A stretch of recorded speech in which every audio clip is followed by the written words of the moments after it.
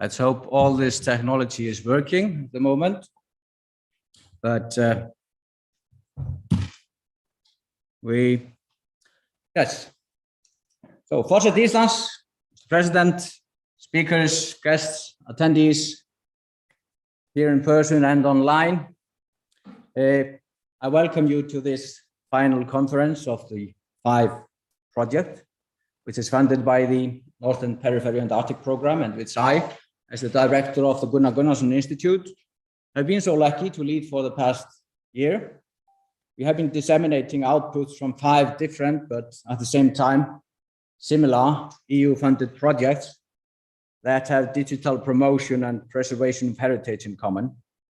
And this event here today is our final, or not. I hope it's just the beginning of a multidisciplinary collaboration on digital heritage and virtual heritage in the North, because one of the specific objectives of the PHIVE project is to establish a Northern Heritage Network. And I will introduce that idea to you later here today. While I remember, I want to thank especially my Icelandic collaborators who helped us to make this conference as big as it is, with a diverse and interesting program. And being the moderator here today, it is my duty to give the audience few practical information here in the beginning. So if we have a little look at that, you have seen the program for the day, and we have a good agenda. We will be here in this auditorium until 11:30, listening to keynote speeches and lectures, and then we will have a lunch break. And here in the basement, we have also demonstrations of all kinds of technical solutions and some of the outputs from the projects. And from 1 to 3, then we disperse into other rooms. So we will be in this hall, but also in 5 other rooms here. 1 is downstairs, 4 are upstairs. And you see on the program the numbers of the classrooms. And then we have a coffee break at 3. And in the end, we come together here, those of us who will still be here, and for a closing remark in the end. You have been handed out some little evaluation forms from Catherine Cassidy, who is a PhD student and also works for me and for the St. Andrews University. And it's part of a feasibility study that we are doing in the PHIVE project, and also a part of her PhD studies. But now to the program itself.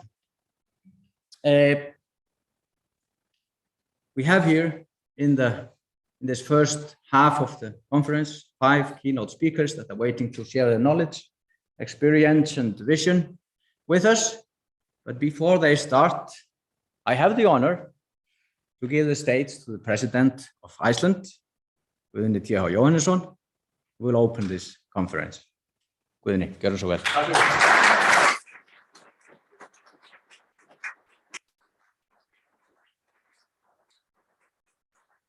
Skuli. Thank you, Skuli. Good morning, everyone. Góðan daginn öll sumul.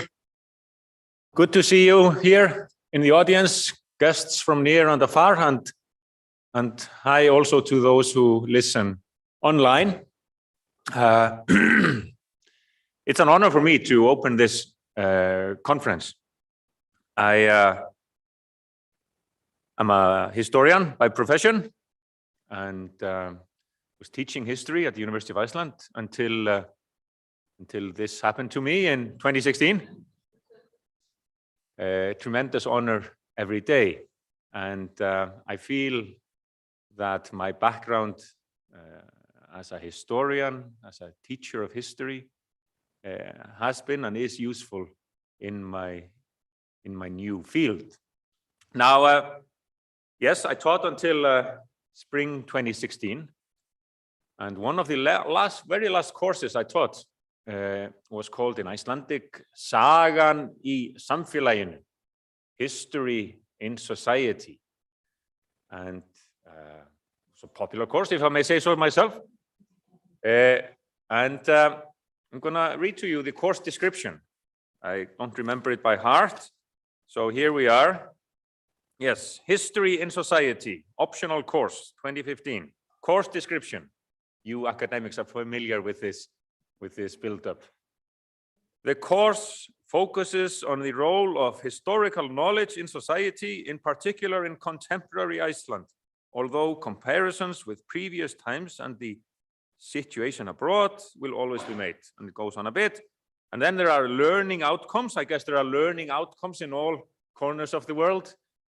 1, the student has acquainted her or himself with the various ideas about the role of historical knowledge in Icelandic society. 2, the student understands the various differences of opinion with regard to the use and abuse of history. 3, the student can articulate and deliver his own conclusions about the core subject. Now, if they manage to do this, I did my job, but there we are. One of the course essays was on computer games. And I must admit that it was nothing I knew that much about. The course title of the course essay was in my translation, The Delivery of the Past Through Computer Games. It's a good student, Isak Kárason, who wrote this, and I really liked it, but had trouble sort of marking it because it was not my field of specialty, but it got me. And he looked at, and I so much enjoyed going back, looking at all this stuff on my laptop.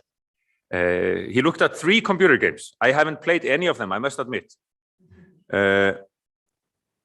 Red Dead Redemption, Skyrim, and Assassin's Creed. And he got a good mark, and I liked in particular the description on the debates about Assassin's Creed in France. About politicians complaining that it was too pro-royal, or about historians pointing out that 15 or 20 years, the hats in the game were not, from the right period or something like that. It reminds me of how we do things in Iceland also. Have you seen, you dear guests from abroad, have you seen the TV series Trapped? Anyone? Yeah, I see a person nodding ahead. Anyway, it takes place in Iceland, was shot in Iceland, and on a few locations, including Siglufjörður in the north, Seyðisfjörður in the east. And for the audience abroad, they wouldn't know this, but we Icelanders are well aware of this. So, when a character goes out of a house in Siglufjörður onto the street in Seyðisfjörður, people are like, this is impossible. There's like 400 or 500 kilometers in between. So credibility counts. And if you want to deliver in the digital world, be aware that there are people in the real world who know what this is all about. And this, I guess, is what the makers of Assassin's Creed found out when a historian arose from the deeps and mentioned, no, a hat like this was not in existence at that time. Anyway, he got a good mark for this, my dear Isak Kári, and his concluding remarks were like this.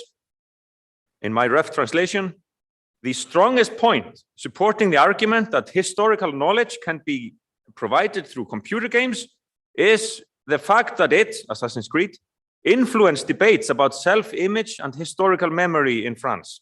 When computer games are doing this, when they are changing people's perceptions about the past, then we cannot but accept this new medium as one way to disseminate historical knowledge in a strong manner. And this I can also vouch for from personal experience here in Iceland.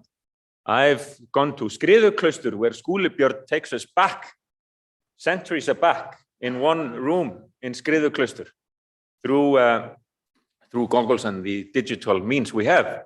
Or in Sauðárkrókur, where we enter the battles of the 13th century Heiðar and his team, and so on and so forth. And this is something I would love to do at the presidential residence, where we greet visitors, and it would be so magical to take them into the past. So I'm going to work on that. But I wasn't invited here to pontificate to you, the experts in the field, about this. But I just wanted to emphasize that I have this indirect connection to your field of expertise and speciality. Now, apart from that, it's of course wonderful that we can gather again in person. The digital world is fine, but the real world is even better. I hope it's okay saying this over here. Have a wonderful conference, and it's nice to be able to say that after the pandemic. The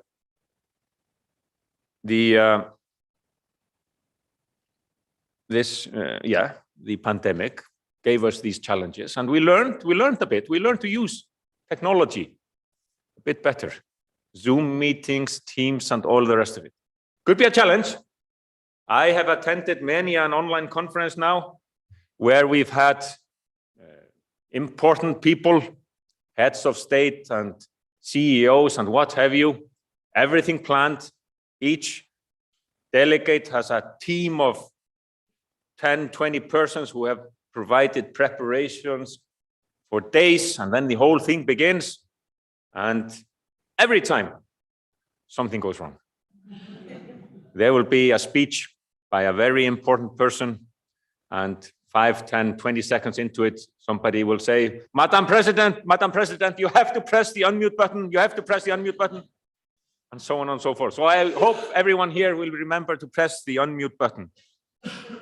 And I hope you will have a wonderful conference. And more than that, I hope you will acquaint yourself with Icelandic nature, Icelandic culture, Icelandic society.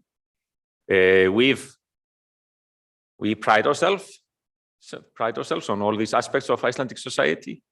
Let me mention Halldór Kiljan Laxness, the Nobel laureate in literature, who he once said about entertainment: if there is one thing that's more boring than nightclubs, it's long academic lectures. Is that right? Is that wrong? I've attended conferences, yes, in my academic field, and if somebody starts with, I have a question and a comment, then your attention span can decrease. But conferences, they're not only about the lectures, they're not only about the papers. And during the pandemic, I'm not gonna, I don't know why I get dragged back into that all the time, but there we are. During the pandemic, I read a report about there was a PhD student, Beate Steinweg, and she published her findings on the disadvantages of vanished conferences. And she wrote, much of the conference's identity goes into the mingling and networking taking place around the breakout sessions and in the evening events. So that's the key as well, to meet and greet and have fun between the lectures, between the talks. But apart from that, let me reiterate my good wishes to you, and that you will have a nice time here in Iceland. To conclude, I believe and think that we Icelanders have grown a bit in self-confidence. We're a young country, youngest country on earth, only 16 million years old when it comes to the geological aspect. Young also when it comes to statehood, republic since 1944. And small in numbers, how many Icelanders, how many people live on this island? Yeah, it's Skuli, me, our families, 360,000 people or so. And there was a time when we lacked the self-confidence that's needed to be a state among states. And we would ask every single individual who came to these shores this very important question. How do you like Iceland? And we were so much asking for a positive response. You have to love it. You have to love our country. You have to love our people. You have to love our society. I'm not saying we don't like that anymore, but we've grown in self-confidence. And a part of that is the fact that we here now are going to learn from guests from abroad, experts in the field, but we also feel that we have something to contribute as well in this field, in so many other fields. So yes, how do you like Iceland? Yes, we care, but not, our life doesn't depend on it, but I hope you like it. I hope you will bring home fond memories of this country, and you will have left nothing here but footprints and some foreign currency, of course. And that's not easy. That's not difficult. It's a hideously expensive place. But more than that, I hope you will have had a wonderful time here. I look forward to listening to the next 2 representations. But then, I am one of those very important persons, if I may say so myself. Other meetings await. But let's be honest about it all. A group of kindergarten kids are coming to Bessastaðir, and that's also a very pleasurable part of this position. Attending conferences, opening conferences, greeting kids at Bessastaðir is equally nice, with all due respect. So have a wonderful conference, and I look forward to listening to what I can, and then I'll hear more about it later on. Thank you very much. Takk fyrir.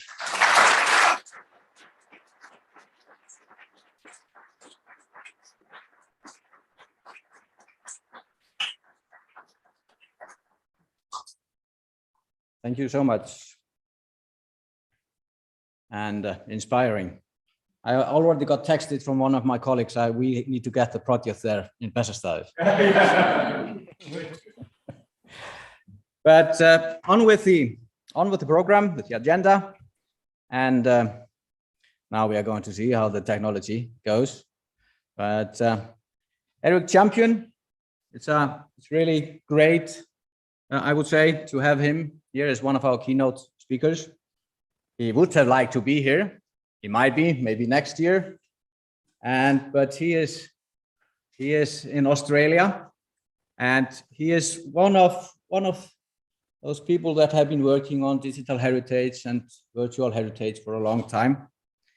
And last year, for example, there was a book that was published, just called Virtual Heritage, and which he edited and wrote big parts of, which I find very, very useful. It's a good guidebook for that. And but he was also then, leading a UNESCO's committee on virtual heritage a few years ago. But now he is, well, I think he's almost retiring, but he is still doing courses, and no, you see that. So you can find some good speaks and talks from him on the YouTube, and I know there's a lot of paperwork and printing and books that are just coming out the next months from him. So welcome, Erik Champion, and well, we are going to try the technology. So let's see if you can share your screen. Otherwise, we will go to the presentation here. But give you a little hand here. Back in Australia.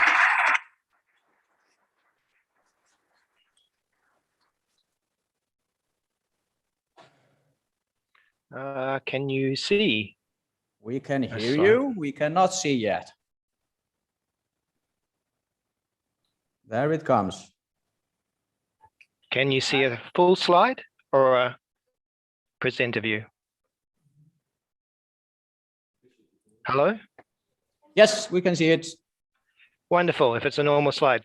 So thank you for the wonderful introduction, and the view from here to Iceland looks amazing. So yeah, Alska, Iceland, from the view.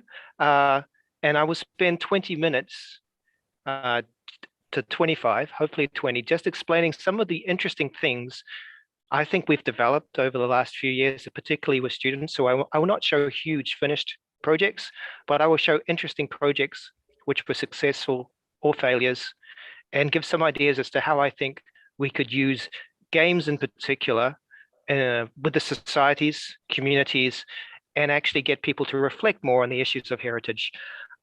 So without further ado, yes, I'm at the University of South Australia in Adelaide, and I am an emeritus professor originally, but I'm too young to retire, I'm afraid. And much of my academic life has been moving between architecture and philosophy and games. So I've actually, as an amateur, been designing games since the 1980s and 3D modeling since then. But I've always been interested not so much in game design, but in why it engages people, and particularly since I started a PhD with Lonely Planet, why games were arguably the most successful type of virtual environment. And I think I'm a bit closer to understanding why now. But my overall research area, and what I'm talking about today, is particularly virtual heritage.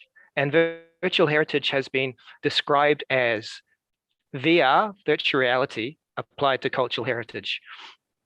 And yet, despite the projects which have been running since the mid-1990s, and one conference in particular, Virtual Systems of Multimedia, has been running over 20 years.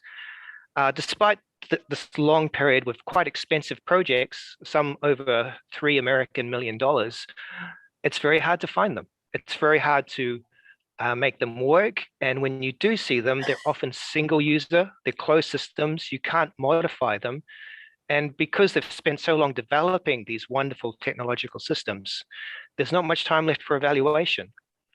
So it's quite unusual in a sense of they show the cutting edge technology, and yet not exactly how much people learn from them and how it advances our understanding of heritage and the whole reason which was spent all this money and worked with advanced technological companies. So one example, and it was actually started from my department with the Powerhouse Museum, was 1,000 Years of the Olympic Games, which had panoramas and 3D models, and it's the image in the bottom left. And it used Director, Adobe Director, when it had 3D as a game engine.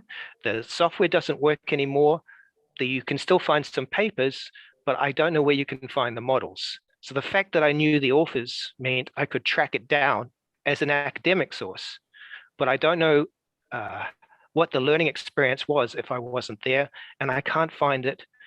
And it's just one example of the many orphaned projects from which it's very difficult to learn from. So every year when people as supervise projects for students, they find the students have created a door virtually from scratch again. We haven't managed to leverage and bootstrap what we've been learning over the last 20 years. And this is also an aspect of culture. To me, cultural learning is not just pottery and language and beliefs. It is the knowledge in which we share and guard that culture, which is often missing from virtual heritage. And I could be cynical and say virtual heritage is an oxymoron because so much of it is vanishing.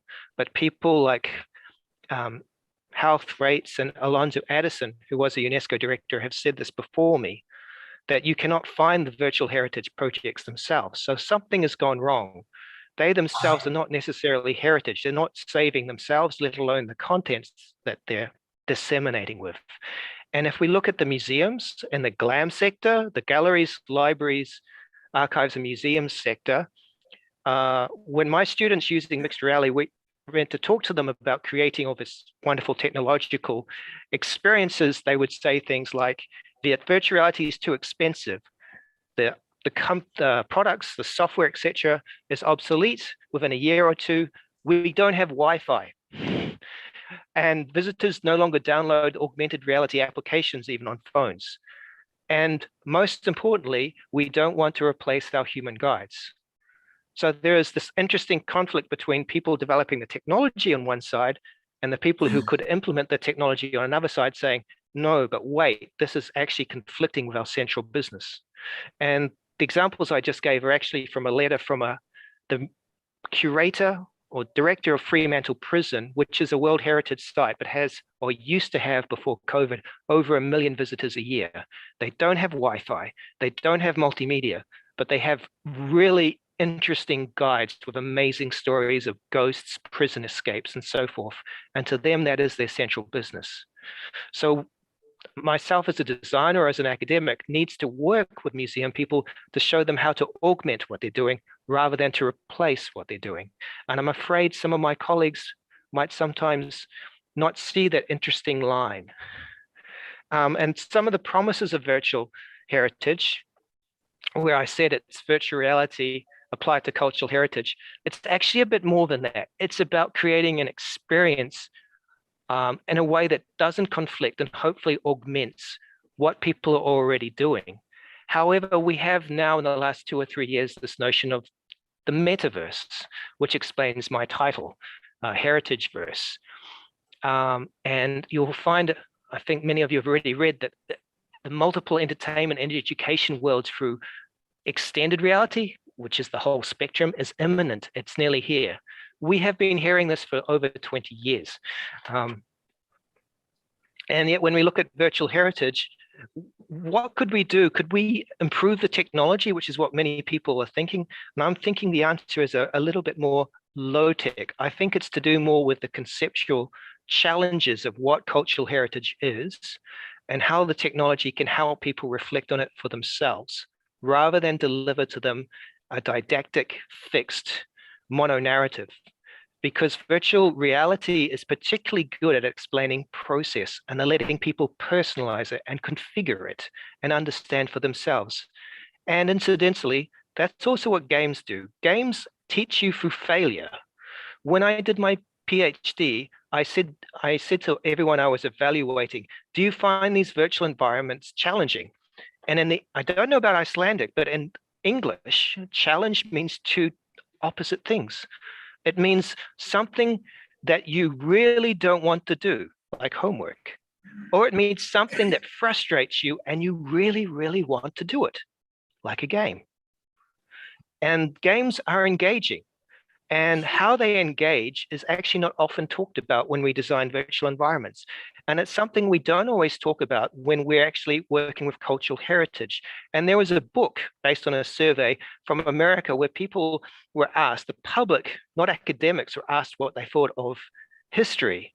And many of the answers were extremely cynical because of their bad memories when they were taught at school. But when they were asked about the past, suddenly, they are extremely involved, immersed, and engaged. So that was America. That doesn't apply to every country. But virtual reality can allow people to explore things for themselves. It can allow them to share things with each other. And I think that is actually part of a definition of culture. And when we look at technology itself, we've had drones since the 1850s with balloons over Venice used in war. We've had multimedia projector cinema, not since 1952, as I showed there, but 1939. We've had single user projected around the walls caves, but again, they were focused to work for just one person. So you didn't share with other people. They didn't see what you were seeing. And we've had augmented reality has actually been around since around 1960s with Ian Sutherland, and virtual reality, although that bottom left picture, the device was called the sword of Damocles because if it fell on you, you would not get up. So it was all suspended from above you. But we have other interesting things which are not so visual. Many of the virtual reality devices have been designed by computer vision scientists, and many other things like smelly cinema, etc., have failed. But we are able now to develop small Arduino type devices, for example, like Dead Man's Nose, which is a PhD project in the bottom middle, which is smell based, and it's based on the muskets of Battle of Waterloo. So as you walk around Waterloo, GPS positions the smells of musket balls buried underneath you, and the musket ball is differently shaped if it's French or English, and the musket ball is differently shaped if the soldier firing it was scared or calm, because when they ram the musket ball down, if they're scared, the musket ball comes out very misshapen. And that means the archaeologists, when they're digging up Waterloo, can actually tell if the French or the English were more scared and if it actually relates to the historical story of who was in control. So they can compare it. And it's in a sense a biofeedback map, because now you can walk over there and you can smell the individual gunpowder. So I'm suggesting that as designers, we could actually involve these other senses a lot more. And on the right-hand side, you'll see the Sensorama, which was a failed experiment by an amazing guy the seat would, it was a multimedia cinema with smell, with 3D stereo, with rumble seats. And he kept trying to sell it. And until recently, you could buy the original machine. So all this technology, these pictures, I'm just saying, we've had so many of these technologies, but we just haven't related them to something contextually appropriate that makes sense to people. And I've been very concerned that virtual heritage is similar. And I'll just briefly mention, there's a new notion now called extended reality, or XR. And my explanation of it is, when they developed augmented reality, virtual environment, and real environment and created a spectrum, people got confused between what is augmented reality and mixed reality. And there's actually also another term called augmented virtuality. So if I can explain it briefly, augmented reality adds something computer generated to what you see in the real world. Mixed reality blends them to some degree. Augmented virtuality means you're in a virtual reality, but it might add a camera of your hands. So you see your real hands, but in a virtual world. Now this confuses people. So what they have done since then is said, it doesn't matter what we call it on the spectrum. Let's call it extended reality. And let's use the software to work in the browser without you downloading anything. And the software will actually work out how to work on your device, which has been one of the problems with web-based virtuality since the mid-1990s. But another issue is, of course, the technology has so often within 6 months to a year gone obsolete. And when we're designing virtual reality, we often forget to think, what is the user doing? So I asked my research fellow about 4 years ago just to write down the headsets that we had in our room and explain what would the audience experience be using them. So we have Google Cardboard, which really just splits your phone up into 2 feet around your eyes, and you can build it out of cardboard. Then we have sit down 360 panoramas inside a headset. And then at the top there, we have mixed reality. And that the HoloLens is actually, that is obsolete already. And the second one might be obsolete as well. But the problem is, apart from the cost, is the lack of content or examples. And by the time you've developed something extensive, that software might not work with that hardware, or that hardware might have gone. So I'm not here to talk about technology exactly. I want to talk a bit more about the interaction methods which you could use low cost to involve an audience. So on the top left is a PhD project by Juan Heriat, who's at Salford University. I will say Manchester, but they might say Salford, but in the UK. And his PhD was designing a real-time strategy of a 1500-year-old Saxon village with children. So the children played it, they gave him feedback, and they co-designed it.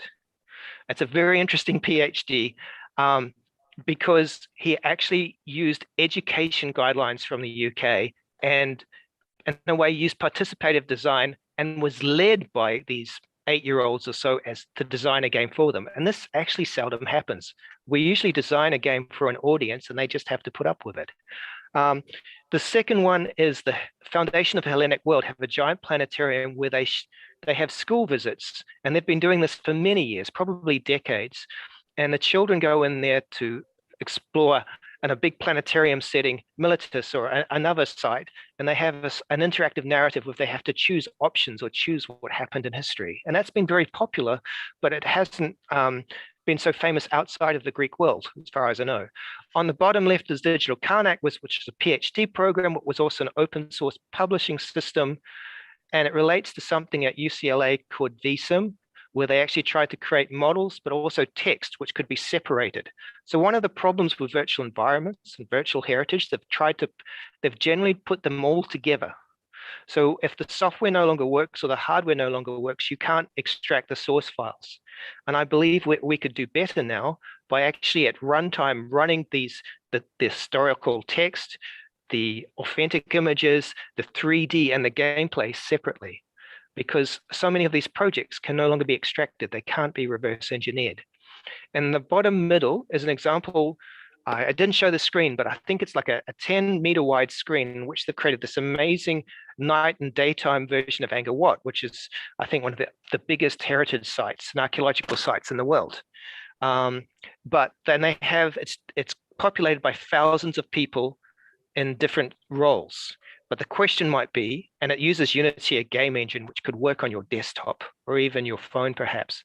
Question might be, how could we use such elaborate models with artificial intelligence and real-time weather to teach people?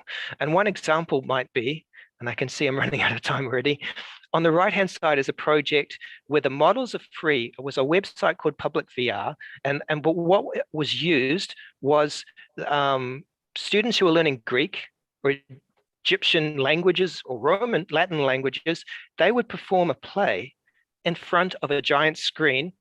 And that giant screen was actually the Unreal game engine. And in the game engine were avatars, non-playing characters, which were controlled by a puppeteer. And the puppeteer would respond to the student actors in front. So the students would, in the original languages or in the English adoption, perform the play to the parents, to the friends on stage, and they would interact with these digital characters who would perform rituals according to the response from the audience or the right words from the students. And I think this sort of hybrid performance is wonderful, but unfortunately, this is one of the few projects where you yourself can download this temple or the temple of theater of Pompeii, etc., and build on it yourself. So what we're missing in this field is perhaps starter kits and examples for everybody to share.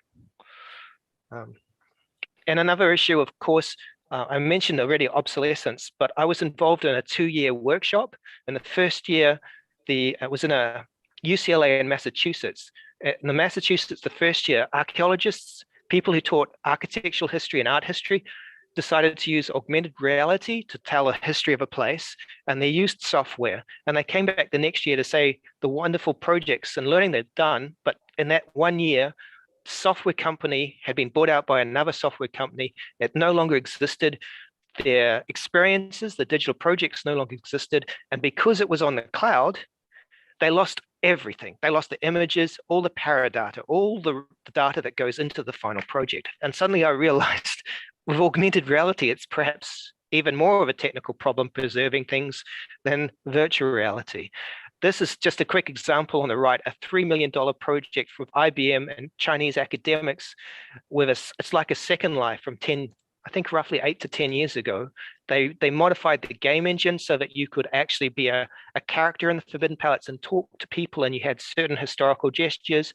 Within 6 months of it going online, they took it offline. I'm not sure why, but the software no longer works. The game that the software modified no longer works, and the game company doesn't exist.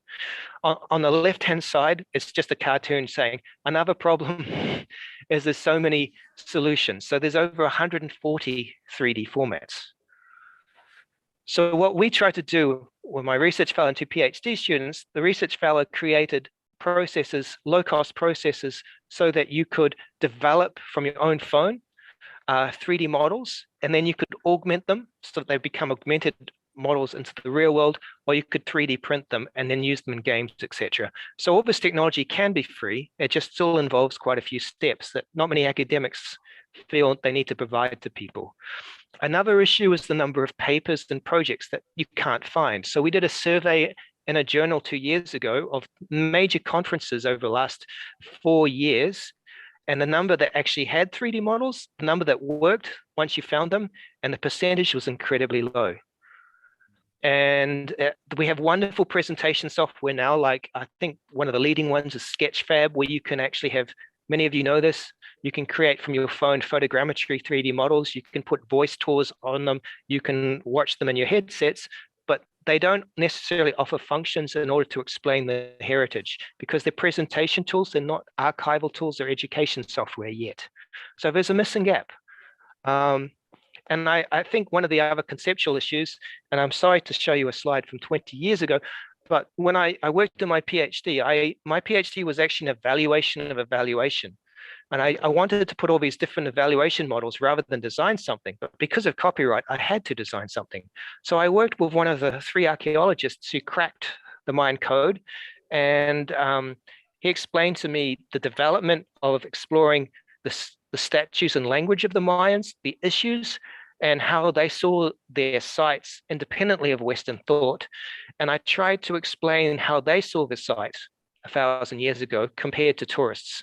So rather than create a virtual tourism experience, I wanted people to feel slightly alienated and understand that the site was understood differently to their own cultural perspective.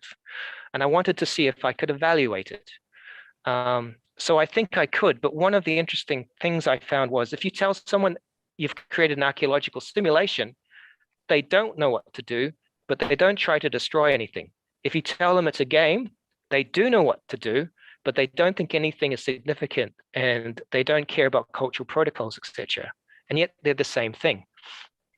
So that's when I first started being interested in games and being particularly for virtual heritage, particularly interested in this notion of cultural presence, which actually now I call culturally significant presence, which is how can we use virtual reality, not to copy the past, but to give people an idea that there are different interpretations to their own. So it's not really virtual heritage, virtual reality-based heritage anymore. It's an interpretative medium. Interpretive. I don't even know how to speak English these days. And the other thing that interesting about games is this is the gamification thing, which is quite popular in education circles. But when you look at what they define as gamification, they actually, when they work, they're really basically games. But one thing that we have trouble, at least in the virtual heritage projects I've seen, is actually working out what it is about games that are so engaging and how we can have engagement and education at the same time. And I think museums are a large part of it, but what we haven't done is allow exploration and challenge. Engaging challenge to me is what a game is. It's not just a software system. It's engaging, but it's challenge-based. So the more you learn about it, the more you are still challenged. I don't think I've got time to talk about cultural agents. I'll just mention some other techniques like biofeedback we've developed, which allows, this is actually 15 years old now, and games are beginning to use this as well. And you'll see this in your new controllers. But using biofeedback, which reads your heartbeat or your sweat, etc., we could use these things for virtual heritage to create atmosphere and to allow people to interact with things which are not visually apparent. We can also use camera tracking, and this is particularly important in Australia, where so much of the Indigenous heritage is performance-based, where, for example, in this case, this is an 8-meter wide half-cylinder stereo projection system, but when people show things in front of it, you can't see what they're pointing at because it's curved, and you're distracted between them watching and what's in the scene. So what we developed was a mirror image where the character in the scene points. So it mirrors you, but it is embedded, and it can create 3D, well, project extra 3D movies, windows, it can change the scene. Or you can point and things actually in the 3D world change because it's actually a physics engine, that's a game engine, Unity. And we've also developed as a trial, a way of sharing embodiment. So in this case, and I'll just see if this works. If you can see there in that little quiet movie, one person has a head-mounted display, a normal VR system, and they can control an arm or the legs. And the other person has a camera which tracks their hands under their bandana. So that costs like a $50 Leap controller camera, but they are sharing one body. And they actually have to learn how to navigate through sharing that one virtual character's body. I believe that we can use things like this when we're exploring embodiment for different traditional perspectives. We've also looked at creating simpler 3D wall media, and this was a PhD on Palestine, where you virtually walk through a 3D reconstruction of 1940s cities in Palestine, and on the side images, there's 2 large side walls. When you go to certain points, internet movies, real-time internet movies are triggered depending on where you walk of the place today, and it's designed so that you can talk to someone as you're navigating through what these towns were like in the 1940s before these people had to leave. And there's a symbolic navigation of characters and clues which are particularly important to the Palestinians who left, but not necessarily to anyone else. And only when we started doing this project did I realize that these open-ended frameworks are particularly important to see how people explore things together. It uses a Leap controller, so you don't actually have a joystick. You just move your hand in the air to navigate. But what we hadn't explored beforehand was how do we include the audience experience and the discussion between people from different cultures as they explore. And it's also occurred to me that the people designing these games actually learn more than the people playing them. So maybe we should actually create open-ended frameworks so people actually co-design, and through that, they become more involved in the heritage and the history issues, and they become more involved in what it means to communicate to other people. This is a prototype of a multimedia wall. Each wall is a different media, all interacting with each other. So it's a shipwreck. You can change the map. It will change the video on the other wall, the pictures on another wall, and the 3D model. So it's in a way 4 different media slices of the same thing. And it also has quizzes and atmosphere controls that you could change. But it was all designed as a template so people could create their own virtual museums and explore how their content could work.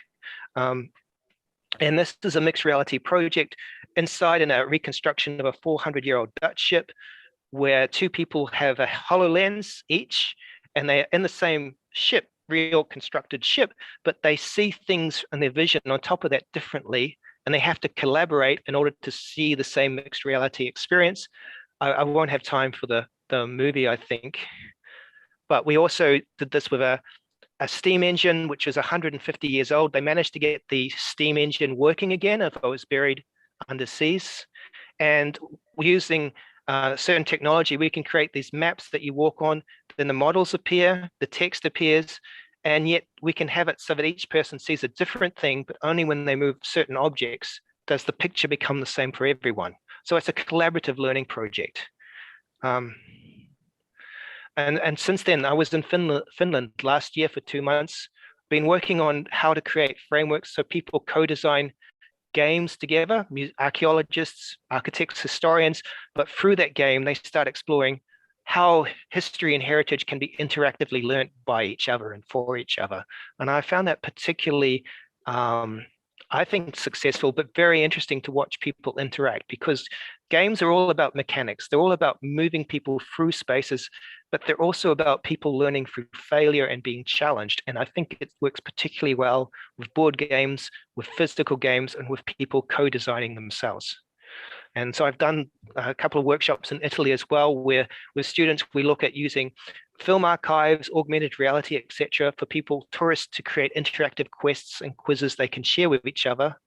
And I'd just like to mention first the framework that I teach them. The simplest way of describing it is they design the goals for learning what are the significant heritage values or objects that people should learn about. How should they learn about these things? How can there be risks and challenges and strategies developed? And then how can they be rewarded? But one reward, of course, is sharing with each other. So I think I've gone over time. I don't have much more time to talk about designing games, but I like to say one even simpler way, and this is using my 13-year-old daughter as a case study. I'm sorry. She had to actually do a video about maths. So we decided to create an escape room in the backyard and create Egyptian maths as puzzles, which was then videoed as an escape room. And I've since started discussing with archaeologists how to create ingredients as a cooking book list so that students can build escape rooms using knowledge from history and heritage as well. So I'm saying it doesn't have to be super high tech. We're also working on a project with Juan Heriet and Easter Island with the children, this co-designing their own game about their own native language, which is being in a way dominated by Spanish now and losing. So hopefully this game will be finished soon, but the most important thing is co-design with the clients as co-designers. And one great commercial heritage example I would recommend to everyone here is a project called Never Alone, where the Alaskan Indigenous community actually have a 2D platform in native language, and now they co-own the game company. And I believe it's won or been nominated for a BAFTA. Assassin's Creed was mentioned. We're finishing a book on Assassin's Creed in the classroom and how you can actually use this as well. But it's also very interesting for heritage and tourism. One of the best examples is Stalker, which is actually Chernobyl, which has created a huge amount of video game tourism in a radioactive zone since the late 1990s. But Assassin's Creed is also developing a video game tourist market. And I'm hopeful that heritage, museum, and tourism agencies will be able to use the advantage of games. Because, for example, Assassin's Creed, they allow you to personalize photos, they allow you to create your own quests, and there's a story creator mode. But of course, there are issues in using this for education, but there are many creative opportunities as well. I think I'm just about out of time. This is the second to last slide. there are many interesting things to ask about metaverse and heritage, but for me, who's interested in biofeedback and other sensory data, I'm particularly concerned about who controls this network data and who controls the memories. So I'm hopeful a community heritage ecosystem could actually be developed where no one company owns all of this data and knows exactly how you react to it. I'm sorry if I spoke too quickly. In conclusion, I believe that if we look at games and virtual heritage as a more open-ended framework and we involve people more and we ask them to co-design and choose for themselves rather than present them with a fixed final picture, it might be more profitable and enjoyable for everyone. Thank you. Tak.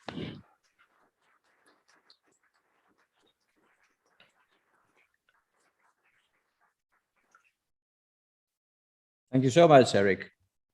You touched on many things and many of the interesting things, and showed us that there is nothing impossible when we come to digital and virtual heritage. And as usual, we are running behind. That happens. But I've decided that now the people online will benefit.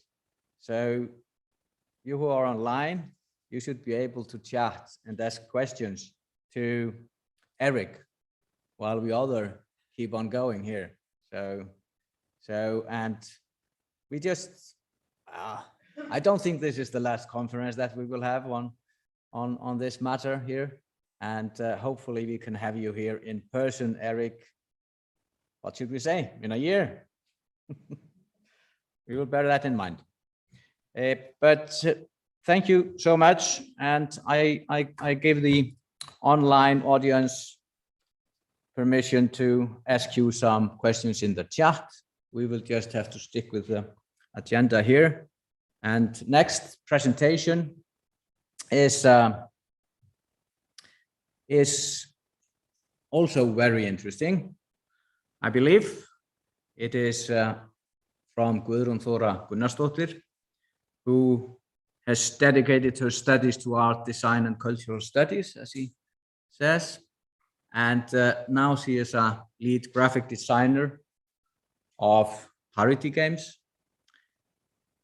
And they are designing a very interesting game, I believe, that she will tell us about, the video game Island of Winds. And they do have some collaboration with museums, for example. But we will hear about that and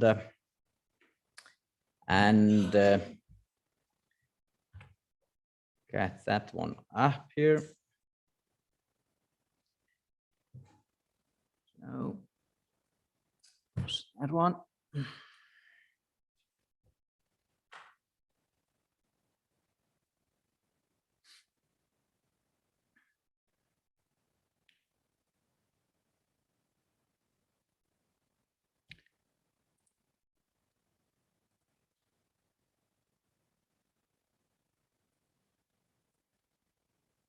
Guðrún Þóra, á bjóða þér.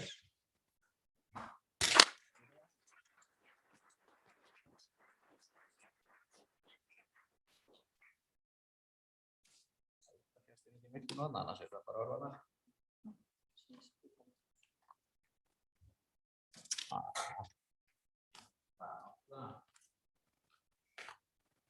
þurfum að gera þetta hérna á einhvern máta.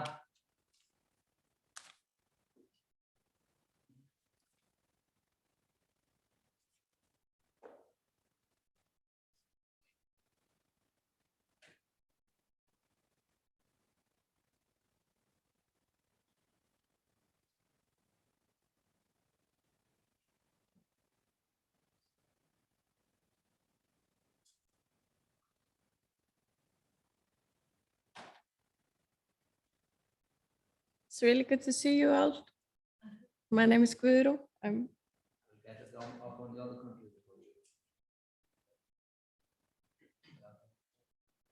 As he said, I'm a graphic designer for party games.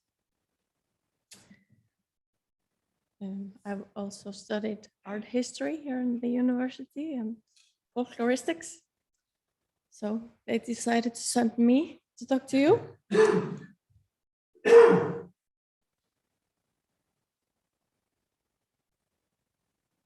This is our team. Our founder, Maria, is here. Maria Guðmundsdóttir. She's the founder of this company. And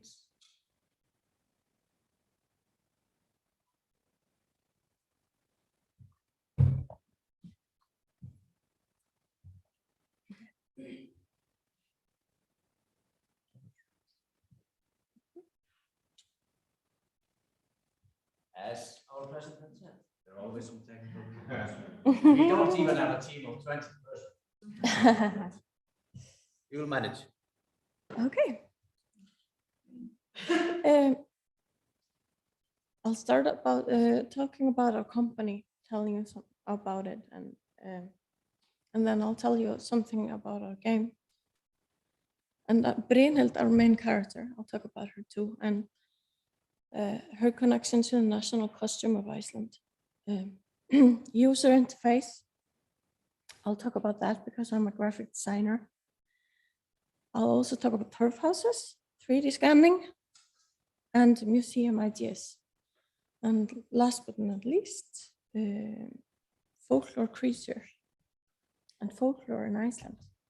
This is our team. We have many people in our team. Thankfully, we wouldn't be able to do this without them. Maria Guðmundsdóttir founded Parity after she had worked at CCP for 12 years. She wanted games to appeal to a broader audience, and she wanted a more diverse team. She wanted to represent different stories and get more parity, because the gaming industry is really male-oriented today. But maybe that's changing.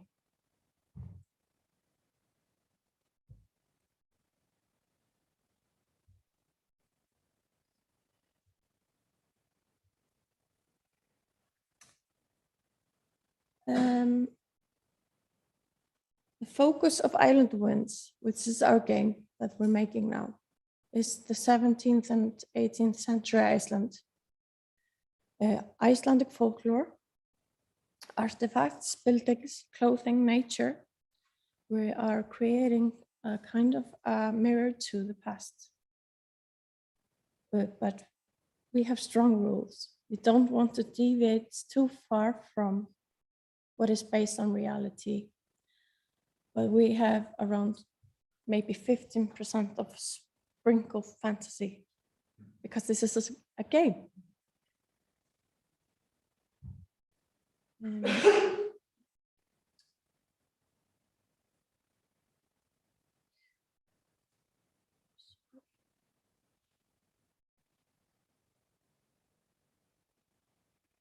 Yes, the story is about Brynhild.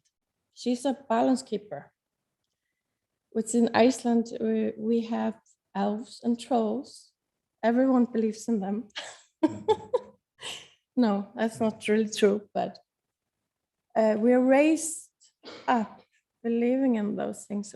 We've taught about those things.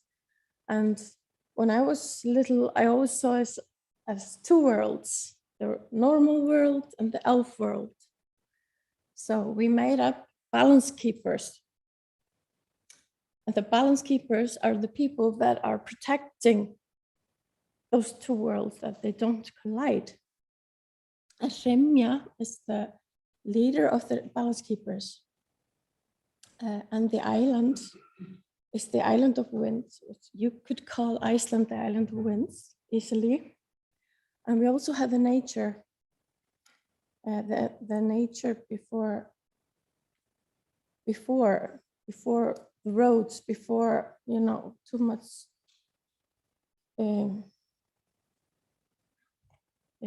yes.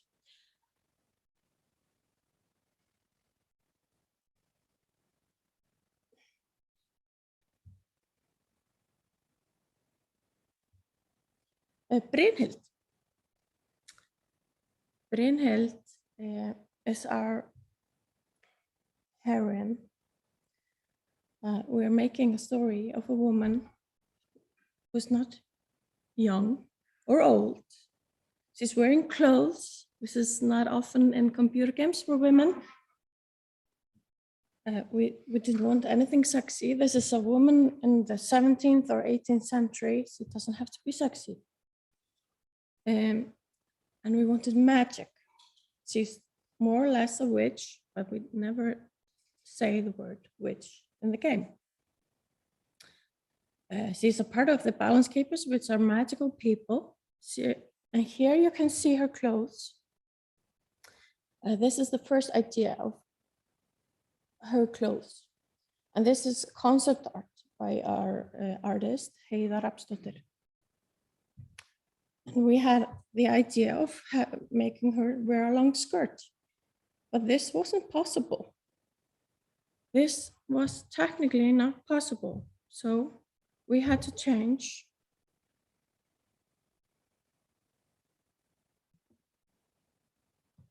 And remove the skirt because she wouldn't have been able to walk with the technology that we have in the game. So this was a challenge too.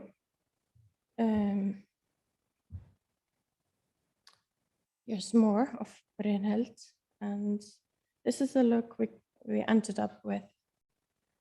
And this is how she looks in the game today.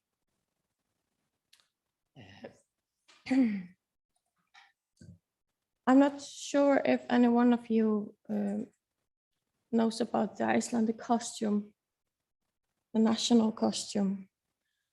But here in are our references to the faldbúningur, which is a costume from the 18th century. And we're really grateful to the National Costume Board for their website and all their information about this cultural heritage that we're now taking and putting it in our game. And this is just how we are thinking that she could look like in the future. We also have more. More inspiration. And we seek a lot of inspiration to the past and to our heritage, our cultural heritage. And here is a creature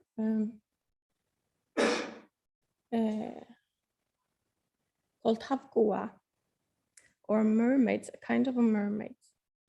And she needs to take human form to speak to Brynhild in the game.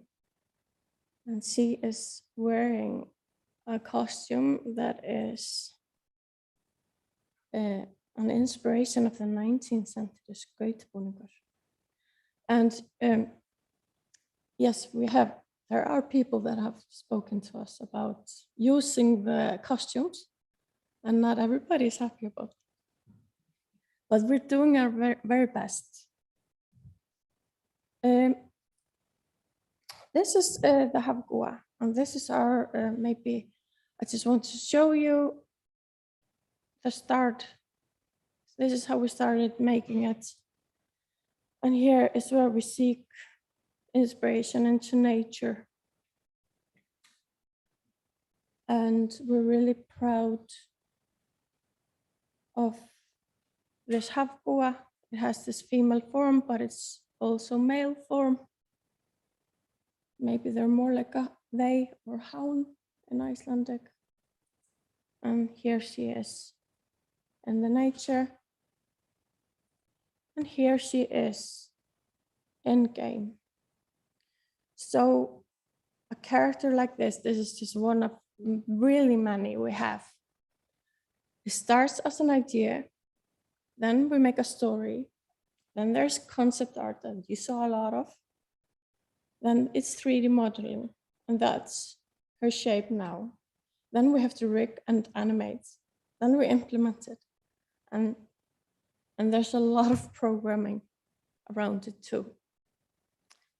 So it's a really big job to make computer games. I'm a graphic designer, and one of the first things I was asked to make was a health bar, because in games you need a health bar if you're gonna fight, or which we don't really want to do in this game though.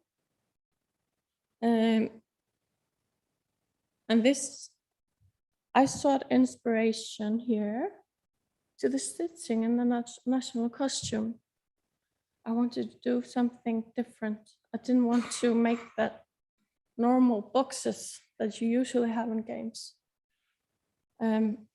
So I went for the stitching in the national costume, mostly baldering, but we also have blomstersaumur and listsaumur. And this may be hard to understand in English, but here's our menu. You can see here is baldering, and also here behind the man. And you can see here, I hope you can see it. This is how we use it. And also here, I have more examples. This is our skill wheel.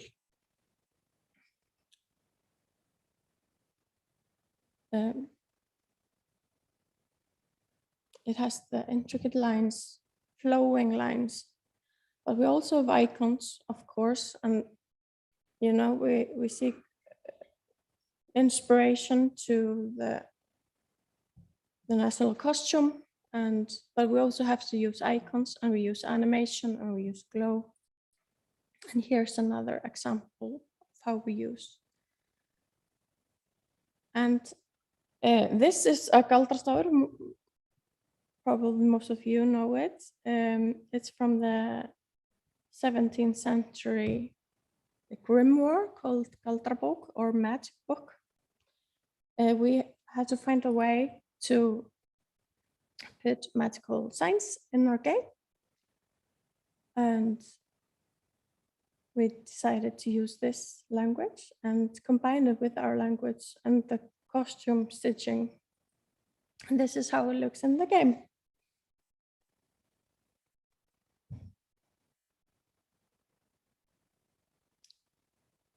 But there's more, so much more, and this is just the surface of what we've been doing. The turf houses, Icelandic turf houses, Hjörleifur Stefánsson wrote a book about it called Of Jörð of Earth. There he says that turf houses are international cultural heritage, and one of the most remarkable things represented by Icelanders to the rest of the world. So we're really honored to be using this medium and to maybe take it a little further into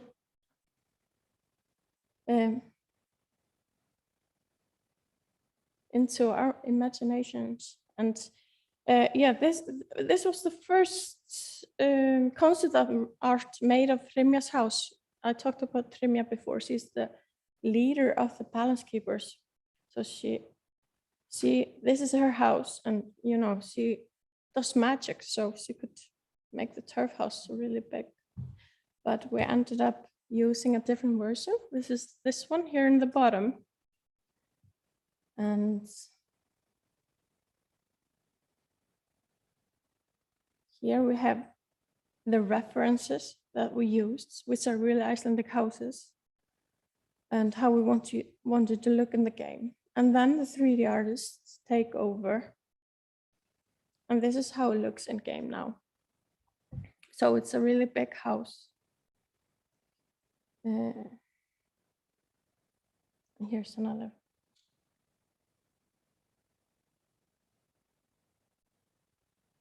And these are different houses that are all around the world of Island of Winds.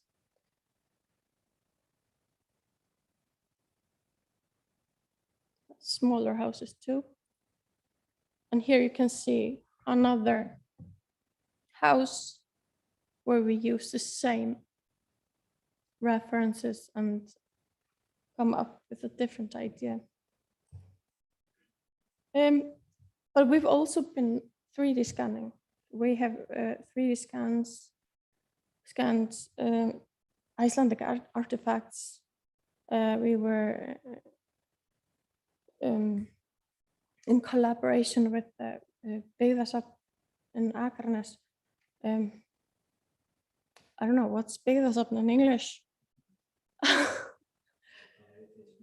Local Heritage Museum in Akranes. And also Þjóðminjasafnið, no, Árbæjarsafn here in Reykjavik.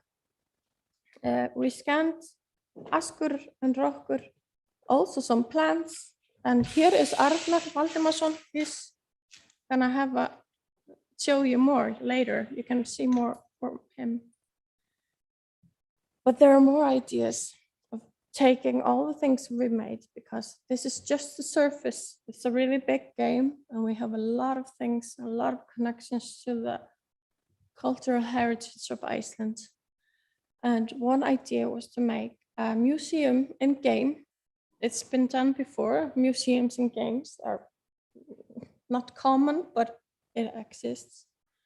And we wanted to make a museum in the game with all the things for people to go in and learn more about Iceland, because the game is Island of Winds. It's not Iceland.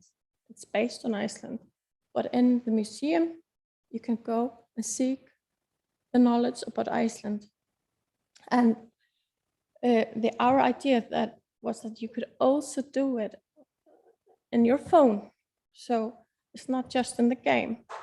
And here is a screenshot of a prototype. This is just something that's we're working on.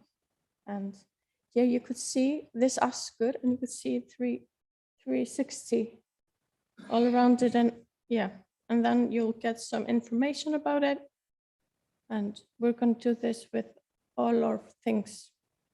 And maybe some of you can see it.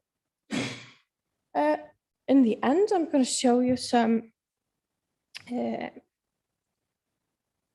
creatures we've made. This is Skuggabaldur. Here he is in game. We also have Skofin, because it's not the same. Skuggabaldur is the offspring of a cat and a fox, and also Skofin, but in a different way. Here is Nikur, or Nixie in English. I'm sure most of you know them. And here it is in game. We also have my favorite. This is Jatirakongur.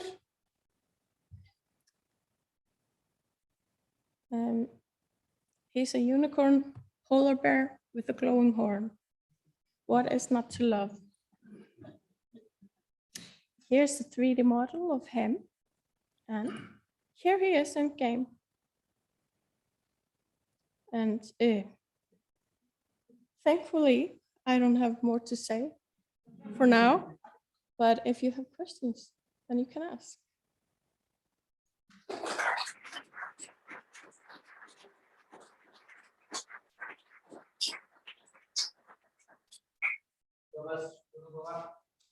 So now we use the opportunity to have questions here from the audience. If there are some sharp 1 or 2 questions. I'm curious to know how long you have been developing this game. When you are we started in 2017-18, and planning to release it. I think there's a new date now, 2023. Am I right? Yes, that's right. Yes, 2023. That's where we're...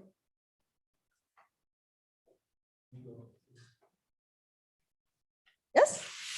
Where is the boundary between the authentic culture, heritage, and making things interesting from a gaming perspective? How do you manage that? Oh my goodness, that's a good question. We have hard rules. We don't want to deviate too far, but we do have a writer writing about our world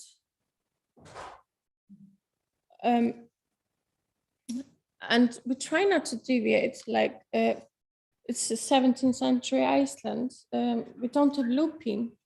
We're really careful of things like that. And also, I think it's good to deviate, because then we can say this is not real. Maybe we can answer the people that are saying this is not the real thing. But maybe we weren't trying to make the exact thing. We're trying to honor it, though. If that answers the question, I hope so. Yeah. Maybe it's totally obvious when you're moving away from authentic. I'm not sure. I hope so. I hope so, because where we do it, it's something magical. You know, it's fantasy. One more. What platform are you planning to release the game for? What? What platform are you gonna use? Yes, PC and PlayStation. What about the cloud gaming platform? Anything to see, We're gonna have to see about that. We still have time to think about that. So. Okay. You have time. Okay. So I'm just going to ask about the authenticity. But my question is, like, how far do you think that a game like this that uses a lot of fantasy sort of builds up on like actual heritage? How does it work back? Do you think that by creating a game for a larger audience like that, does it draw people like into with like create more interest with your audience for the heritage? Like, in what way does it work the other way around? I think the answer there is museum. My museum. Because I think so. There you can seek actual authentic information. And there you can see what's the difference. And then there will say, this is different. This is not Icelandic. This is Island of Winds. Yes, I understand. If I can phrase my question properly, I wondered, did you do research or did you look into how your game would help to create more interest for the heritage, right? So you create a game based on heritage and you create this beautiful story. But obviously your audience, I think, is much bigger than the regular people who are interested in this heritage. So you bring this sort of heritage to a lot of people, like a little bit of it. So I wondered, like, how can you sort of work that way back? And have you thought about that or looked into that? How you can drag your bigger audience into the interest of heritage?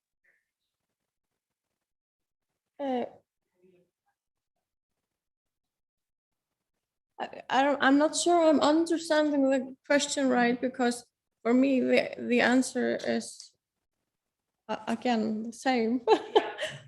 But we can talk about this later. Yes. So, give a round. Okay.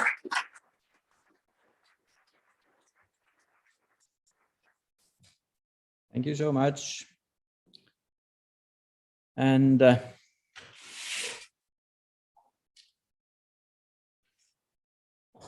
well, next we will have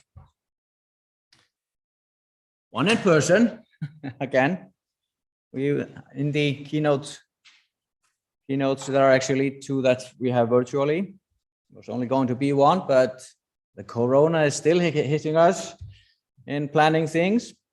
So next we will have Knut Paasche, comes from Norway, from NICU in Norway, the big organization or institution, and he's an archaeologist and is as a head of some digital archaeology departments of NICU, and he has also been working a lot in Iceland and is working in Seyðisfjörður, for example, a bit in the east. And so let's just see if we can bring up your slides, Knut.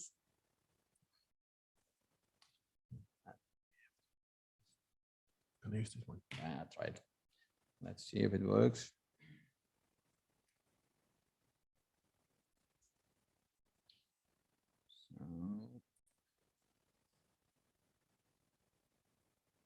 get Erik a bit up there.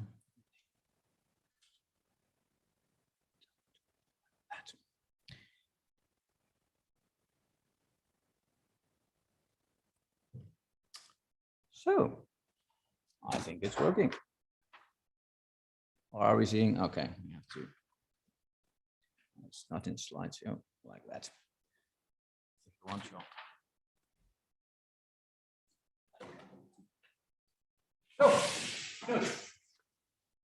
So thank you, Skuli, for inviting me to Iceland. I've been here quite often, but still I'm always happy when someone asks me to come up and speak about what we are doing. What I will do is that the first next 20 minutes, I will show you a few examples on how we as archaeologists and historians use digital tools when working on daily digital heritage management. And who are we? Well, we are Norwegian Institute of Cultural Heritage Research. We are 100 employees and we have offices around in Norway. We are in Tromsø, Trondheim, Bergen, Oslo, and Tønsberg. And we have a staff of more than 100 people by us, and they are conservators, they are archaeologists, they are architects, they are engineers, geographers, ethnologists, social scientists, and art historians.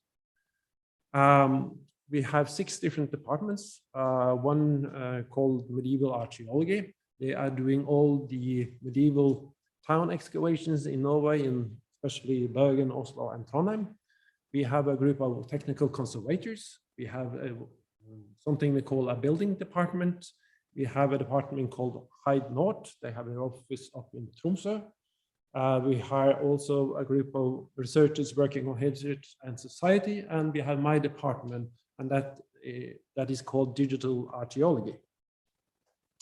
My employees quite often ask me, why are we making all these digital models? These, as you can see, are from Sketchfab. And as you know, when it comes to history and archaeological and historical remains, there aren't hundreds, there aren't thousands, there are millions of these models out there. And sometimes they tell me, why do we do this, Knut? Do people actually see them? But what I will show you today through a few examples is how they are used in daily management and how they are quite important in many ways. To me or to us, all these new digital stuff is a lot of different tools. Normally, archaeologists and historians, they work with their the pen or the computer and writing history, but there are so many new tools that can be used and make our job so much better.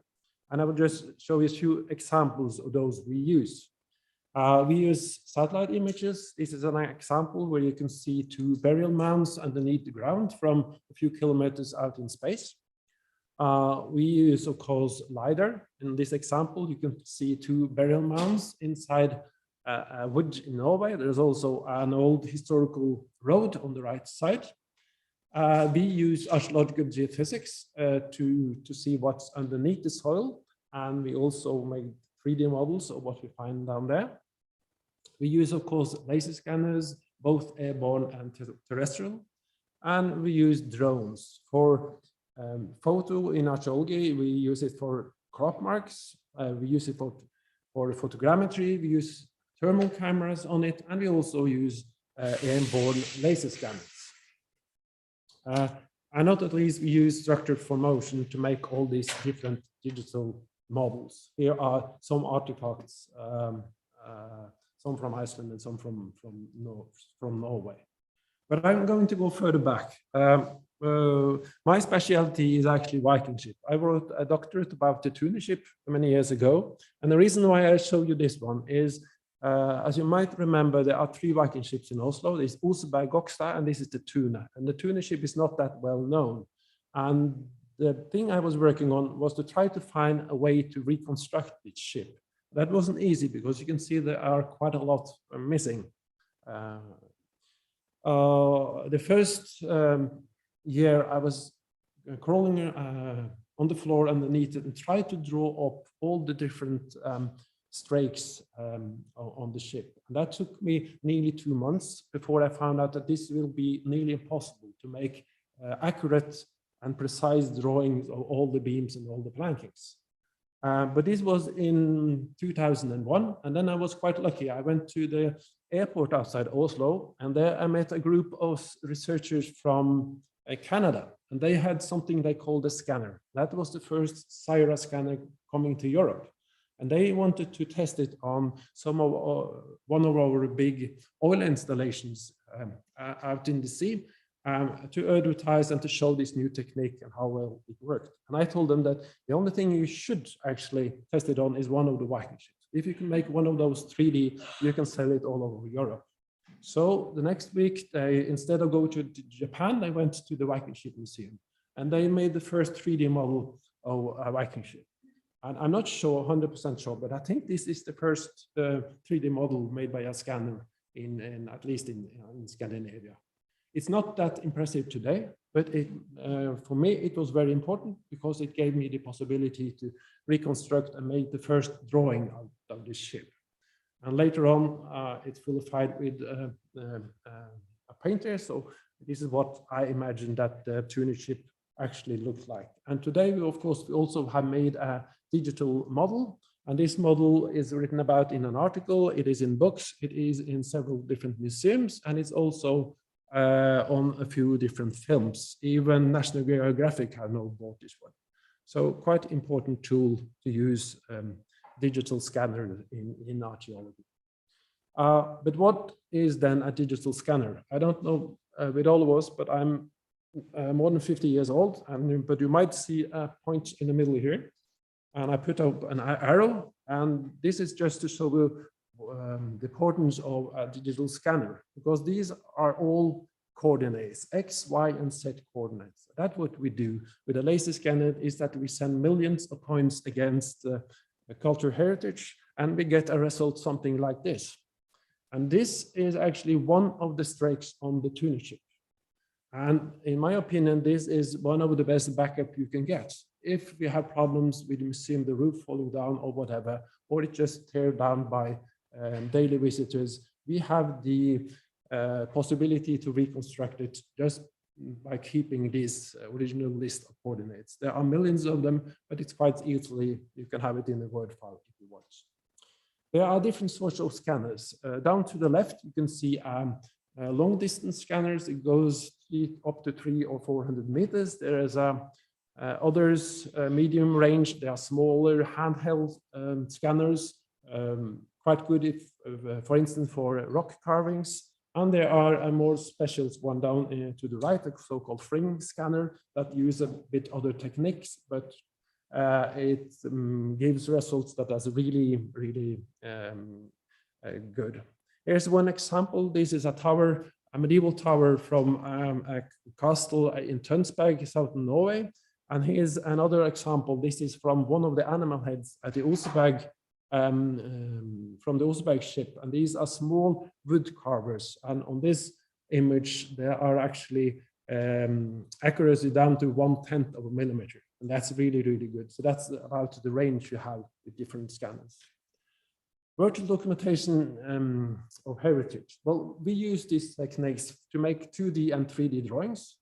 We use them for damage registrations. We use them to make copies and replicas. The last replica from the Oseberg ship sailing now outside Tønsberg in Norway is also made by drawings done by scanners and photogrammetry. We use them for dissemination, of course, and surveillance, not at least research in the way that we can show the results to other researchers around in the world in a very easy way when you can send it out on the net, and not at least we have a backup of the cultural heritage that are documented. To show you a few examples, I can take this one as the first one. This is a cathedral at Hamar in southeast Norway. And here the director of cultural heritage were afraid that this wall was falling over. They had done some measurements and they said that it moves actually for a few centimeters a year. What we then was that we went in with the scanner and made a model of the whole thing. And here you can see the accuracy or the very tight point cloud. It's nearly, this is not a picture or a photo, this is actually a scan with very many millions of points. And this is the drawing from Johann Meyer in 1899. And that was the accuracy. They made drawings in earlier times when they were working with this. Here's a comparison in between. The red ones are a new drawing we have made on behalf after we have used the scanner. And as you can see, there is at least half a meter difference in between these two. So in my opinion, it's quite important to go in to make new drawings of the most important cultural heritage when you have these new methodologies. There's another example of a wall from a church drawn up after using scanners as well.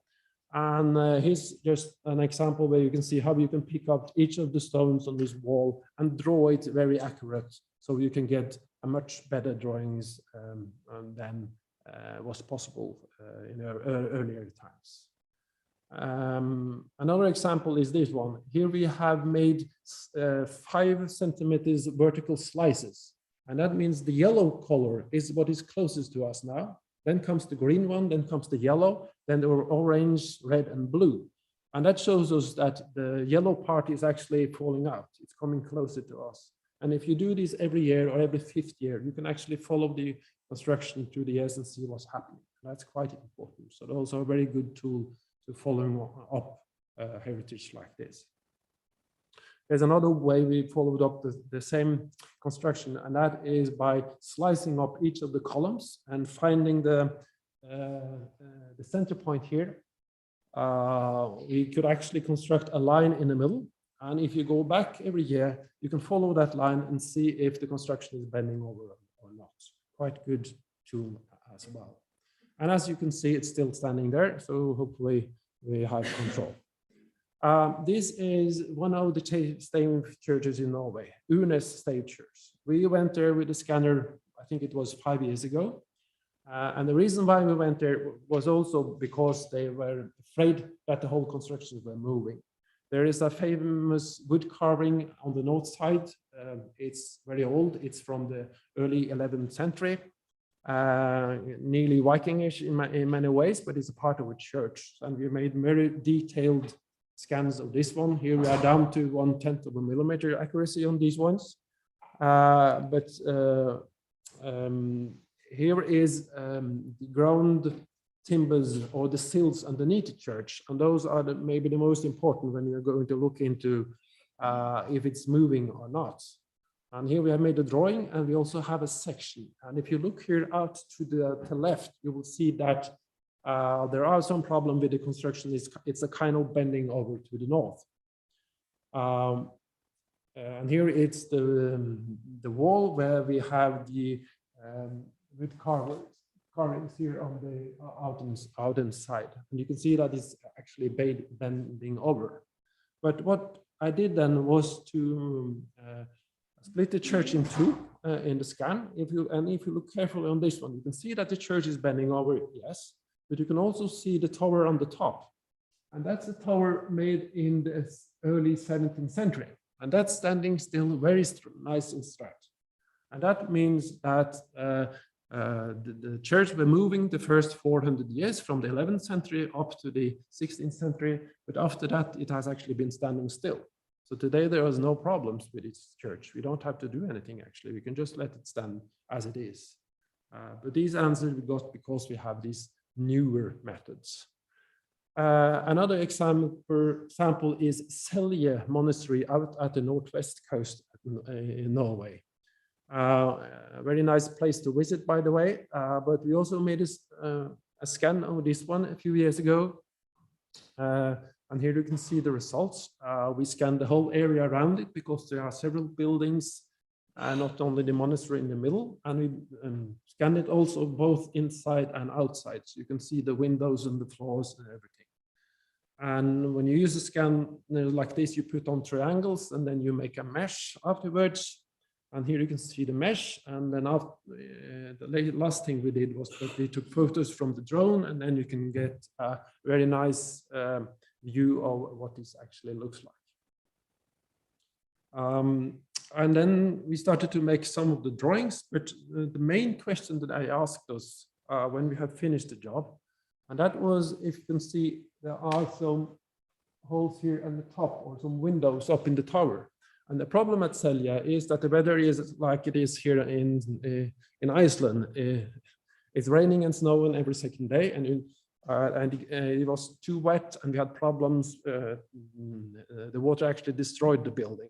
So they wanted us to put glass into these windows, and that's quite difficult because it looks like this. The windows are not straight, but it goes like this. So we made this green section in the middle of the windows, and we made scaled up the drawing to 1 by 1 and send it to a company in Germany. They made these glasses exactly like we have drawn them out. And it was quite exciting when they came back, but all 4 of them, they fit in exactly. It would have been impossible without the scanner. Then a small example on archaeology from Seyðisfjörður, just for you. There have been quite a nice excavation there for the last 2 years, run by Ragnheiður Traustadóttir in Antiqua. And I'd show you this not only because of all the very nice remains here represented with these nice beads, but if you look out on the right side, there's a picture in the bottom, but then there is a 3D model top right.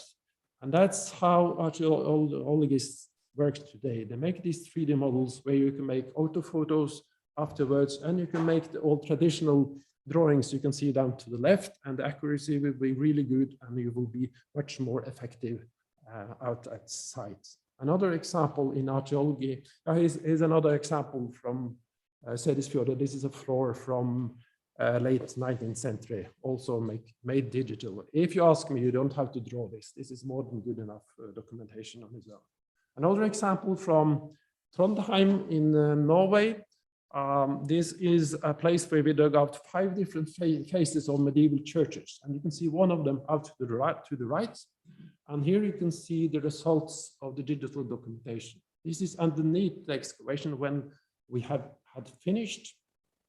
And if you go a bit further, you also will see one of the faces, and this is actually underneath the churches, and this is late Viking age building or early medieval, we are not sure, something around the year 1000.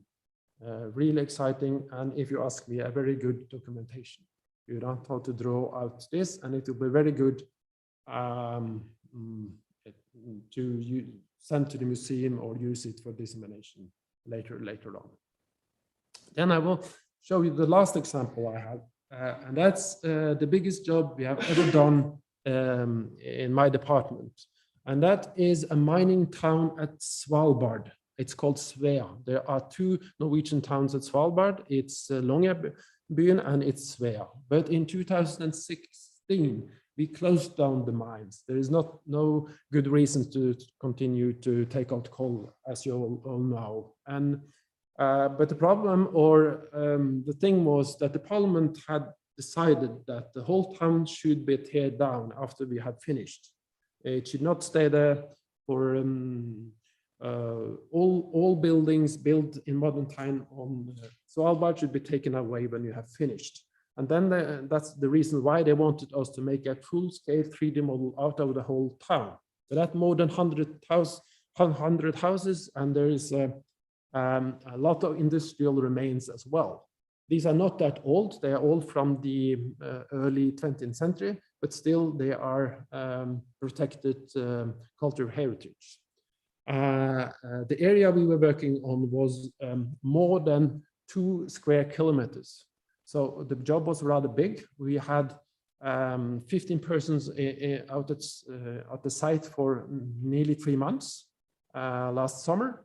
And they used scanners, they used photogrammetry, they used drones, and they used not at least cameras. We took 17,000 pictures on all the houses, on all the industrial remains. And then we have started now to make the 3D model. These are photos from the ground, one of the houses. Here are the photos from the drones.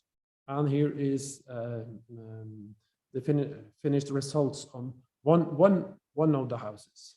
Let's see if it can move. It can, yes. So the idea now is to put all of these into one computer and then it will be put on display on a whole wall at the museum in Svea, now or in Longyearbyen, the main town at Svalbard.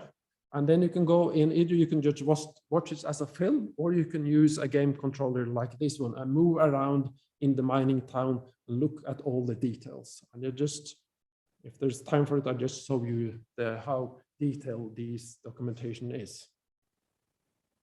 These are an older part of the mining industry from the early 20th century, and these are more modern parts of it, but we have documented all of it. So you just have to walk around with the camera, taking thousands of pictures, and you will get a model like this.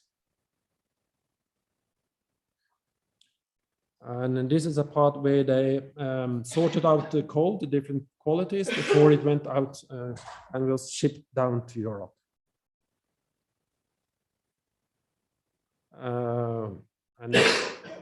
But the truth is that when we have finished doing the whole job, the town is gone. And the idea is then that we will give the area back to the true owner, and that is the guy here. Thanks a lot for listening.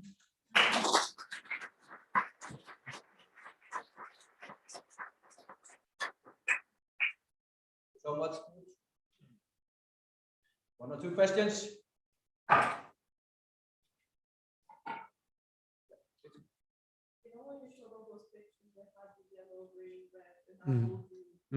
Which part of the building is focused on. So I was wondering, is that a temporary?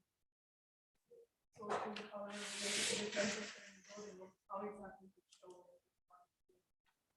Yeah, the guess is that because the moistness in the air is changing during the year, and then it's wet and cold and warm again, then it's moving. So it could be daily that it's moving like this, but it can also be that it moves forward in summer and back in winter, or maybe it moves and will fall in a few years.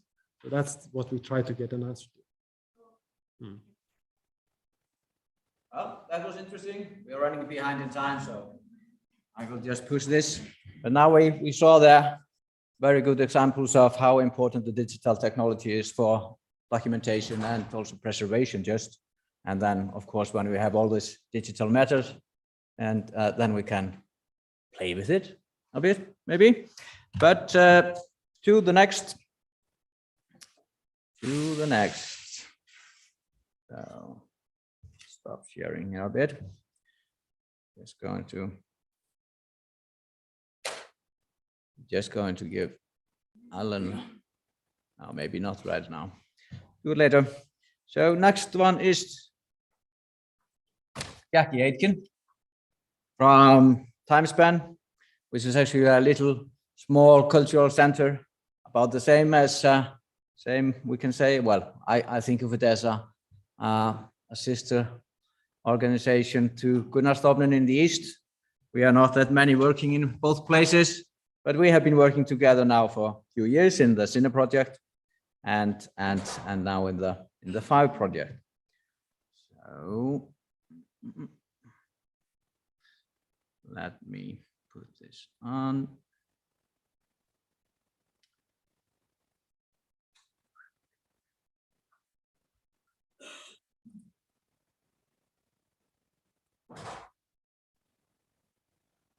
And there we go. So is it just this thing? you can use this, or there's a remote.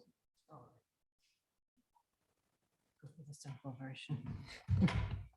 Oh, Jacquie, thanks, Skuli. Hello, everybody. It's really lovely to be in Reykjavik, and thank you, Skuli, for inviting us in Scotland to come over here.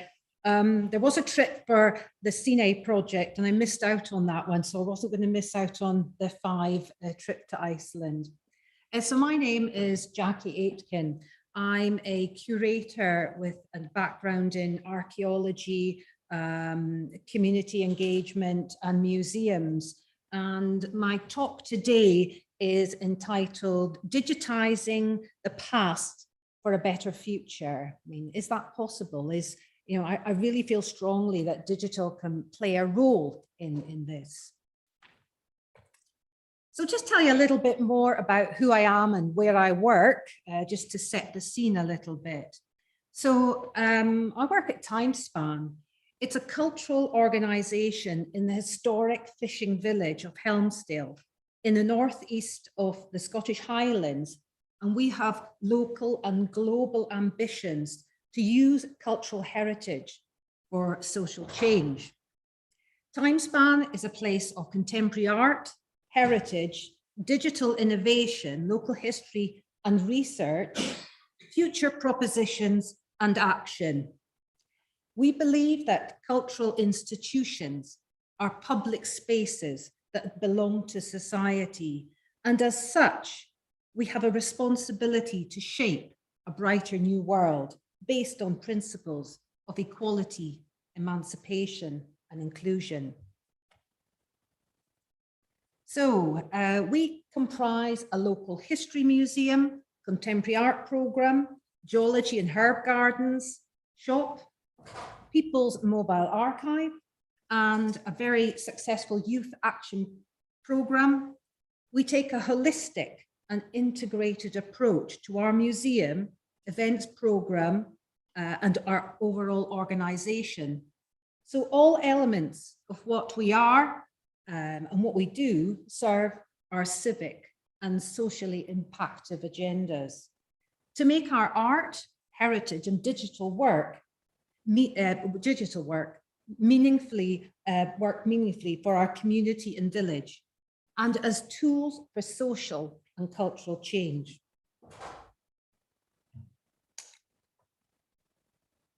So, in 2021, Timespan was shortlisted for the Arts Fund Museum of the Year Award. It's one of the biggest museum awards in the world. We were delighted.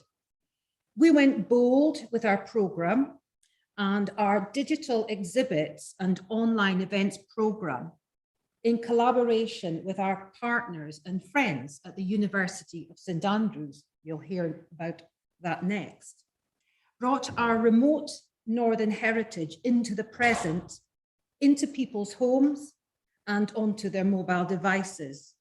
The last few years have been very difficult. So the last few years have been very difficult, but it has shown us that our museum audiences want and desire different ways of interacting with the past, to engage in meaningful and relevant dialogues about past events that resonate in the present.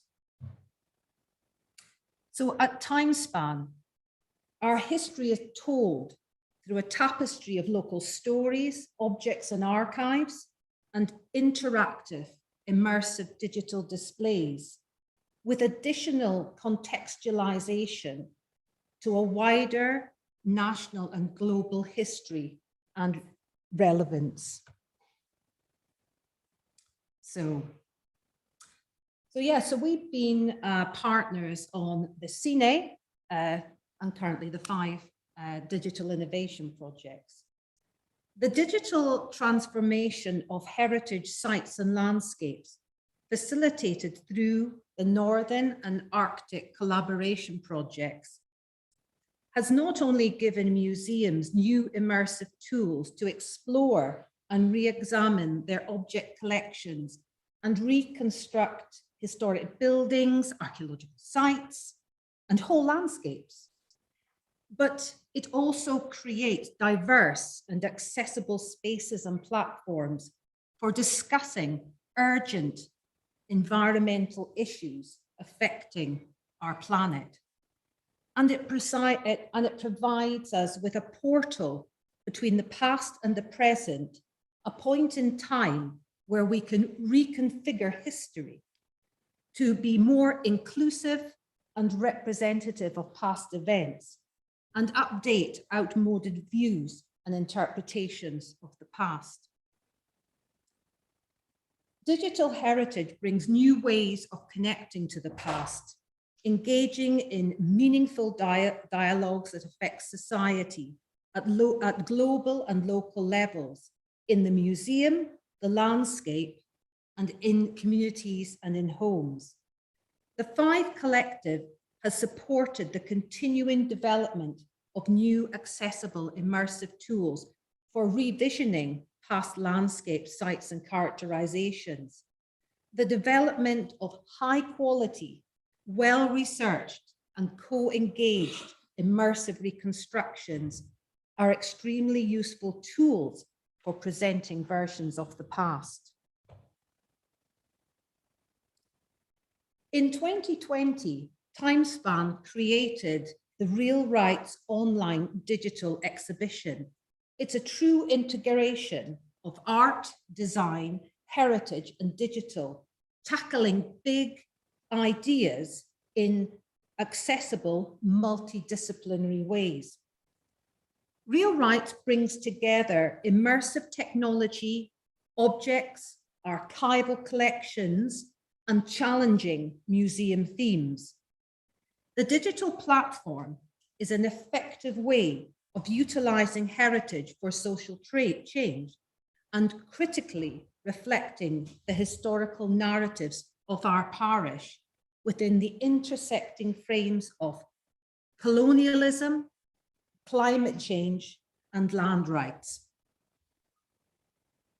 The exhibit facilitates discussion and debate about social injustices and global issues and helps communities to be more involved in preserving built heritage for future generations. It creates new audiences and different perspectives for a more diverse and inclusive approach to the conversations around heritage preservation. Users can interact with a constellation of digital content, including 3D objects and reconstructions of remote northern upland landscapes in Kildonan and at Helmsdale on the coast. And we have recreated these models during 3 major periods of agricultural change and societal disruption in the past, beginning with the expansion of regional agricultural provinces in the later Iron Age, to the removal of thousands of small tenant farmers at the time of the infamous Highland clearances, to the height of the herring fishery at Helmsdale in 1890. These models have been made accessible through immersive films with critical narratives about people, land, and environment. Real Rights is an ongoing dialogue about the revisioning and reinterpretation of the role of the Highlands and the Scottish fisheries in the transatlantic slave trade in the 18th and 19th centuries. Digital heritage can bring current research to wider audiences who want to connect to real places in the past where historical events have taken place, such as the curing yards, as you can see here at Helmsdale, where herring were processed in the early 19th century for shipping to the slave colonies in the West Indies. Real Rights focuses on land and landscapes, both past and present, using scientific soil and peat coverage data to more accurately reconstruct Iron Age landscapes when farmers were forced to migrate to lower levels due to the encroachment of peat and loss of grasslands.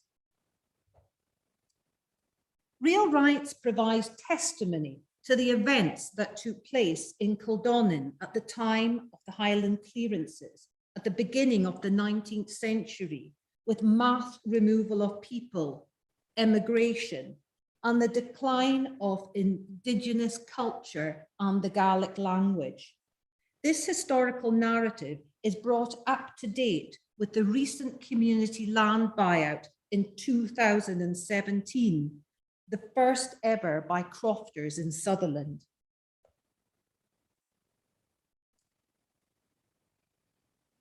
Raising awareness of shared cultural heritage landscapes in the northern and Arctic area is a fundamental step towards the protection and preservation of archaeological sites and landscapes.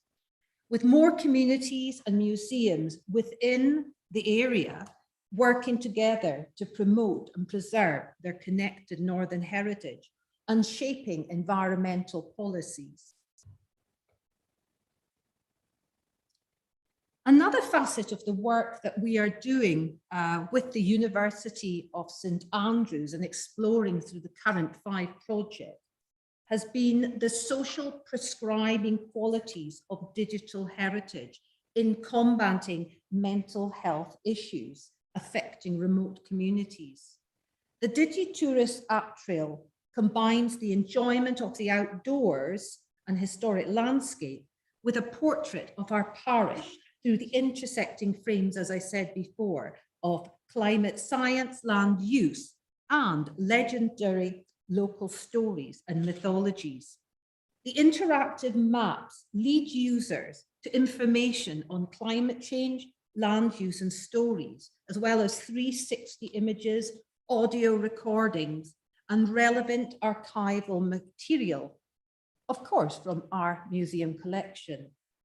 Its intuitive functionality appeals to app users and non-app users, and those less familiar with virtual mobile trails. At Timespan, it's vital that our digital innovation work is part of an integrated framework, bringing together our art, heritage, our digital, in the process of our museum development work that reflects our organization's principles and values as set out in our Heritage Manifesto. The digital transformation of our museum is ongoing, but we're excited about the prospect of installing new exhibits with challenging themes and narratives and new ways of interacting with past worlds. It's been a tough time for all museums over the last few years, but it's also been a time of opportunity to embrace digital technology as a way of re-engaging with communities and visitors and growing new audiences and interest groups around the different applications of digital heritage. It's been the case that most of our projects end when our immersive constructions of the past are made. But I would say to you that this is only the start of your digital journey, and we should be thinking about the applications of this wonderful digital reconstructions that we make to tell stories through objects and places, raise awareness about issues affecting society and the world, and to help people get through the day.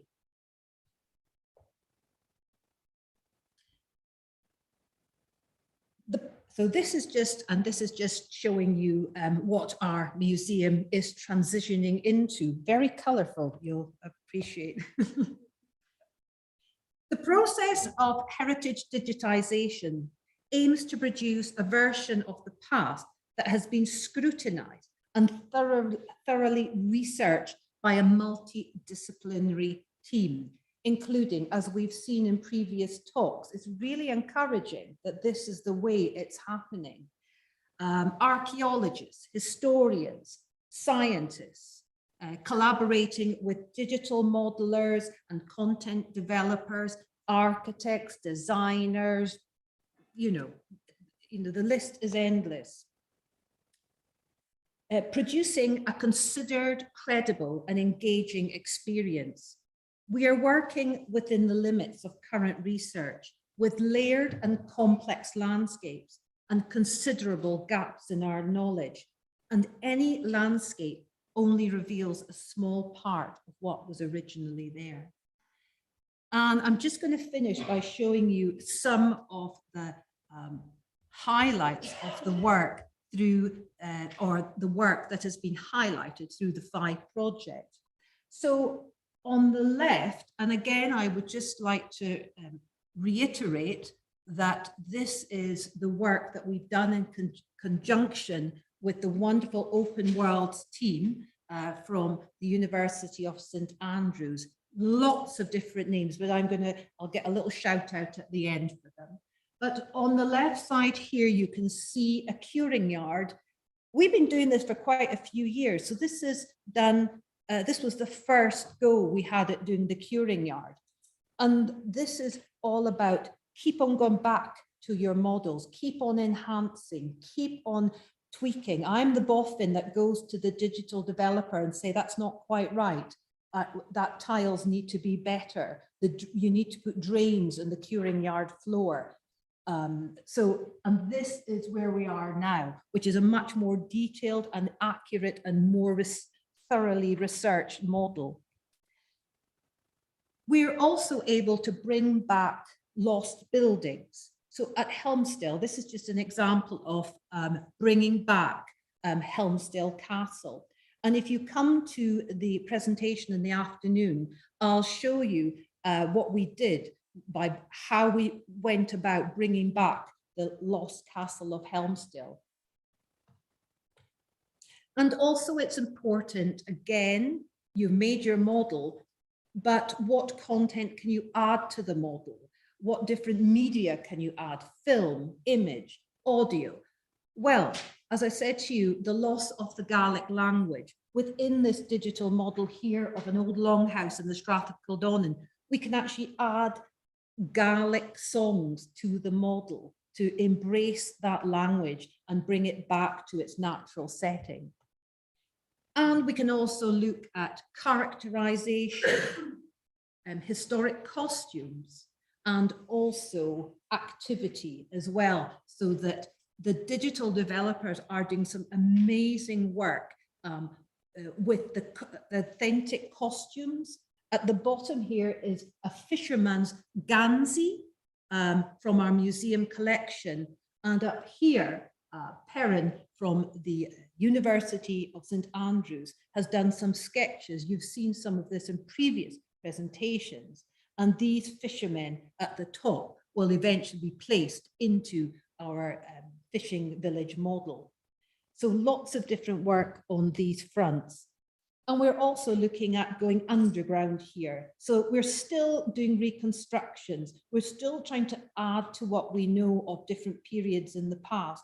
And this is a little understood archaeological site that we find associated with roundhouses in our uplands in the Highlands, and they're called Suteranes, underground tunnels. So we're in the process of reconstructing these dwellings to better understand them. And I will just think, do I need to? Yes, I think I might just leave it there. Thank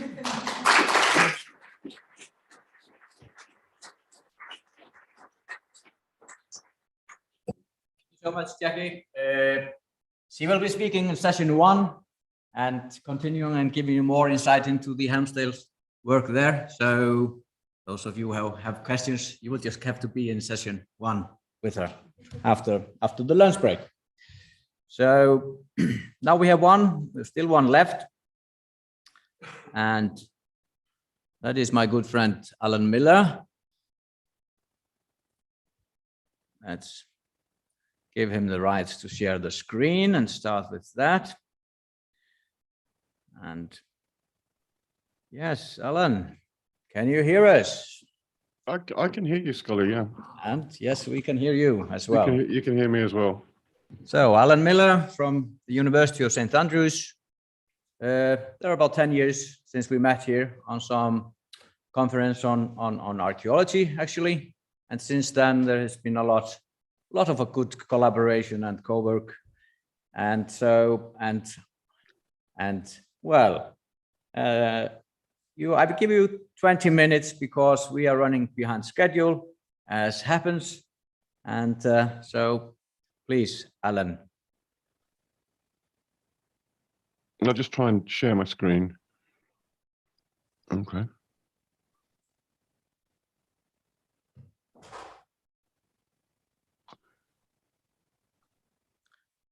It's coming there.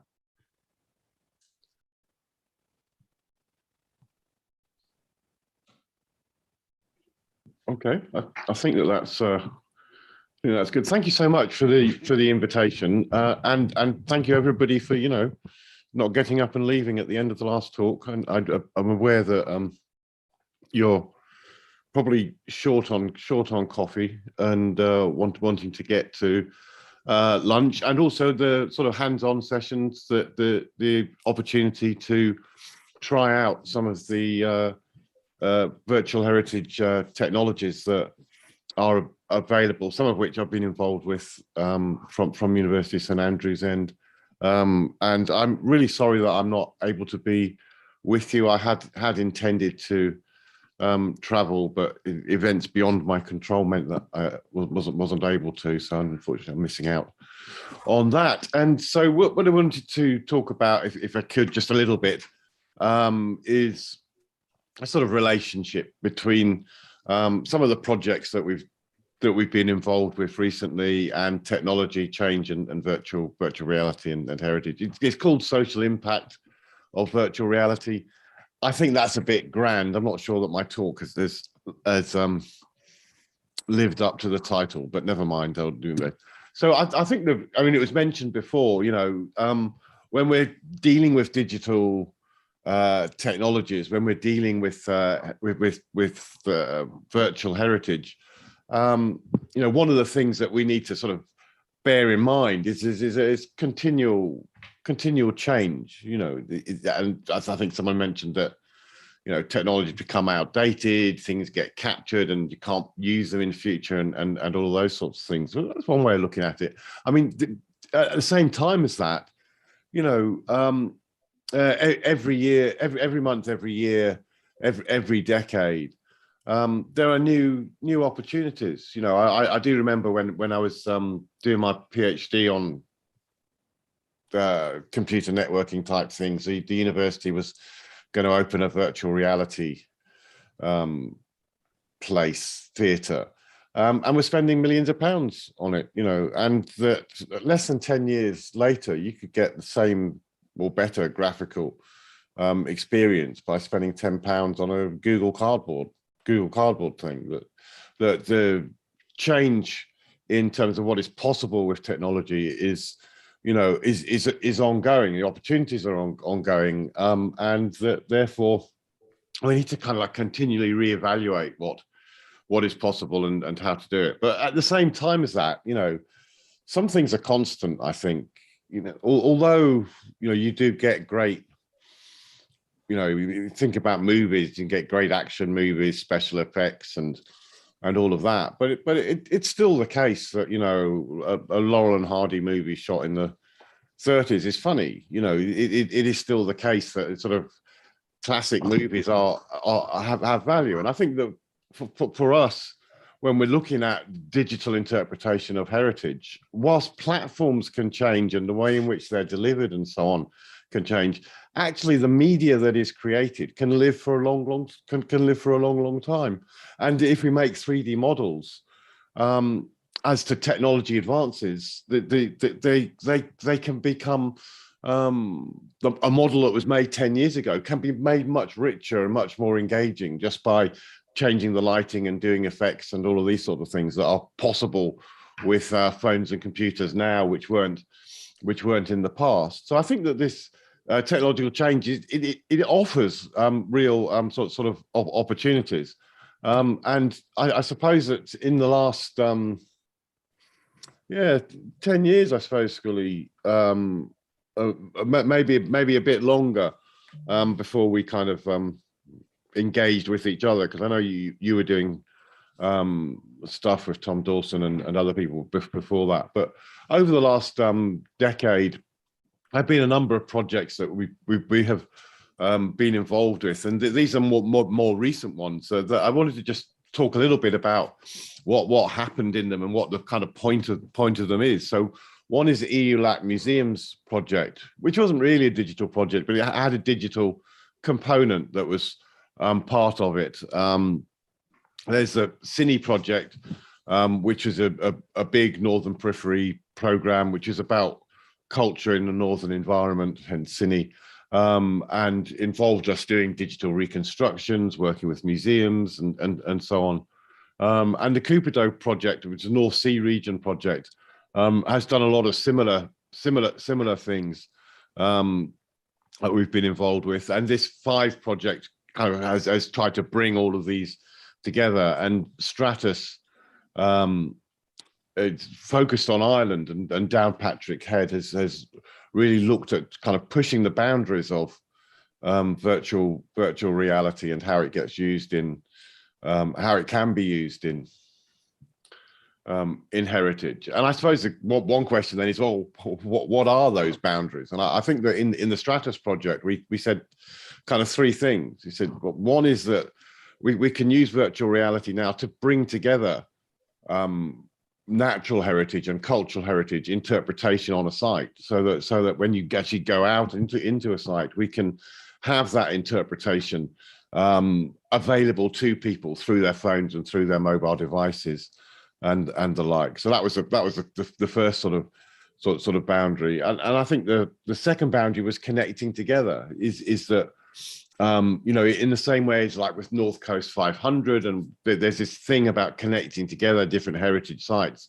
Well, actually virtual reality gives us the opportunity to do that, to enable, particularly with the internet, we can connect everything up together so that you go to one site, it leads you on to the next site or informs you about other sites. So this was the second thing. And then the third thing, which has been mentioned, and I think, you know, is really big in terms of computer games, but is collective virtual reality. You know, is that the thing is that if you can explore the past, but if you can do it in a virtual environment alongside other people, some of whom would be there, some of whom may be somewhere else, that gives us real possibilities and real sense of engagement. I mean, if you, to use an analogy from games, you know, if you're playing a game and you beat the robot, it's not nearly as satisfying as playing the game, you know, and beating your neighbor or beating your rival. Of course,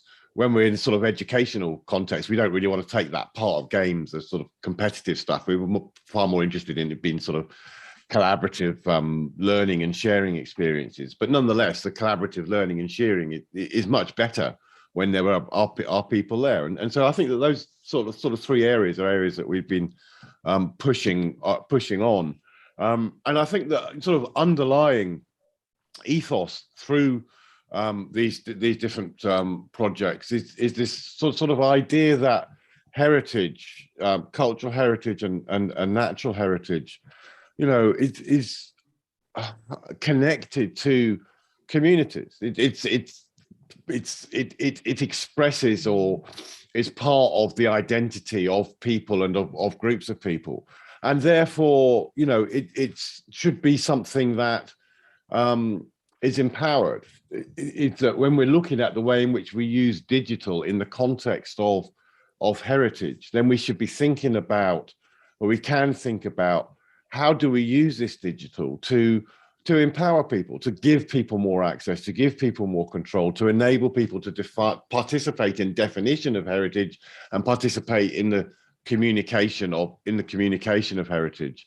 And I think that kind of then points also to, you know, one of the things, one of the real shame about the way in which funding happens is you have to come up with a new idea, and you suggest what the idea is, and you convince people to fund it, and just fund it, and you do it for a certain amount of time, and then the funding, you know, goes away, and the danger is that the new idea goes away as well with the funding. And I think that one of the things that's run through all of these projects is this sort of idea that museums and heritage organizations, you know, provide a permanency, provide a place where the outputs from these projects can go, that they connect together the initiatives with community and with empowering communities.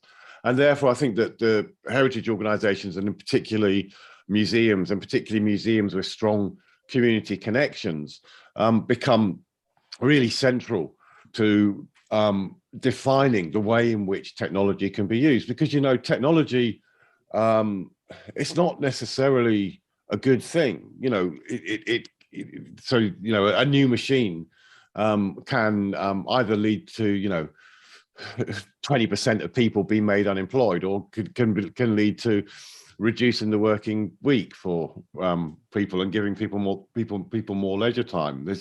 Technology advances, introduces change, but we need to think about and struggle about how that change happens, so that it can happen in ways that empower people. And from that perspective, in these projects, we're kind of thinking about empowerment in three ways.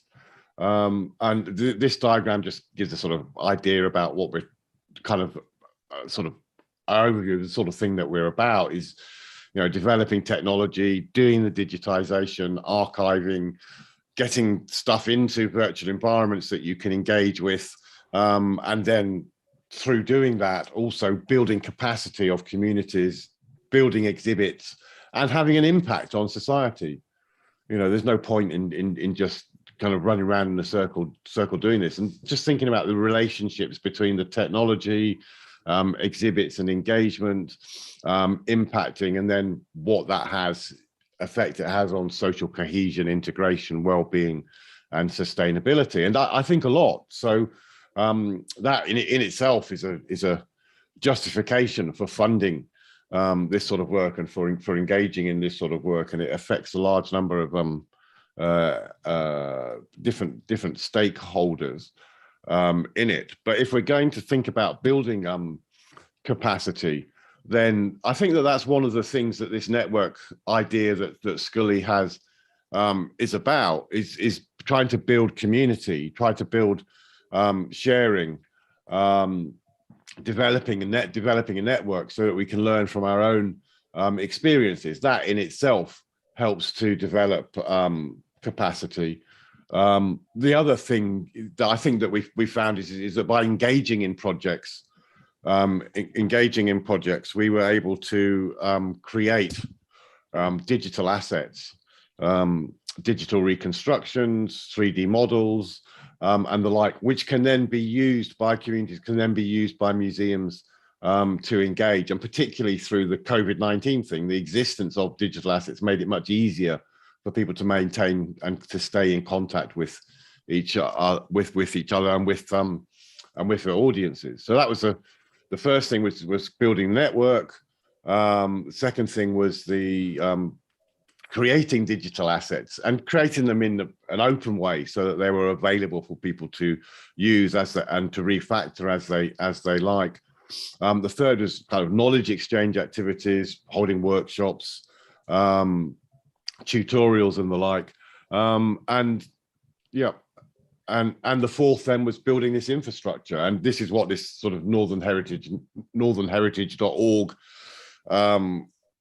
is intending to become, is an archive and an infrastructure that will support people in working with digital heritage, doing the digitization, creating galleries, and creating maps and the like. And so there's some examples. One example is a virtual Orkney North Isles where they created 6 different exhibits on each of the isles, all of which are then connected with each other, and all of which express the view of that particular island about what its heritage is. And in the process of creating that, engage the community in defining the heritage and in communicating the heritage and connecting with other communities. This is an example from the EU LAC project, where we held a whole series of workshops across Europe, Latin America, and the Caribbean, creating digital artifacts, which then could play an important role in the kind of COVID lockdown situation and scenario.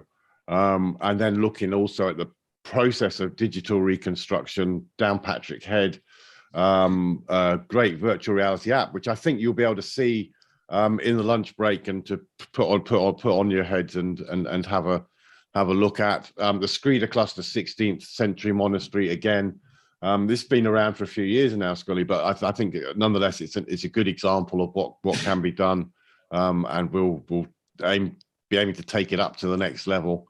But inspiring to see all those characters being created, and we probably need to put the people into the Skuli Cluster monastery. This is an example of the Lords of the Isles, and in Islay, a kind of part of the origins of sort of Scotland as an identity. And here we see some more characters in there. This is an example of dance and light and virtual reality used as part of the Cupido, developed as part of the Cupido project, which is well worthwhile looking up and engaging with. And then some, and also as part of the Cupido project, we're developing this virtual reality toolkit, which will showcase the work, support learning, and provide tools and infrastructure. And we'll be looking for anybody wanting to contribute to that. That would be great.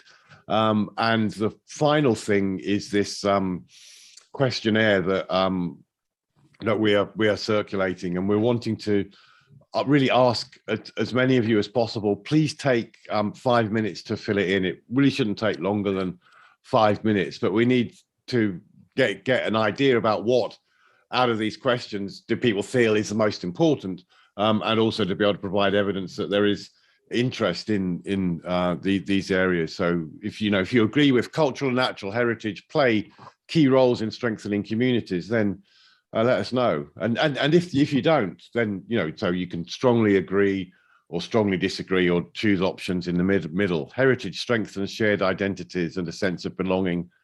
There's been a change in our digital strategy due to the pandemic. So it would be interesting to get your results. And I think Catherine is there. I don't know, do you want to stand up, Catherine, or signal who? I can't see what's going on in the hall. So as far as I'm concerned, you may have all have walked out already and be having your tea and coffee. So virtual and augmented reality offer new ways of engaging with heritage and so on. So it would be great to get the view of everybody here on those questions. So yeah, thank you very much for listening to me. Thank you, Skuli, for inviting us along, and thank you for the other speakers so far. And I'm looking forward to I won't be able to join in on the sessions, on the lunchtime session, but I'm looking forward to the workshops afterwards. Thank you.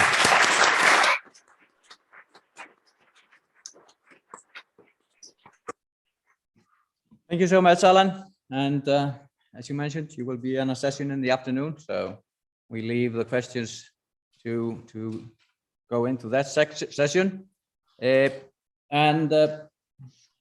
Well, I was going to introduce a bit more the Northern Heritage Network before the lunch break, but you mentioned it quite nicely there.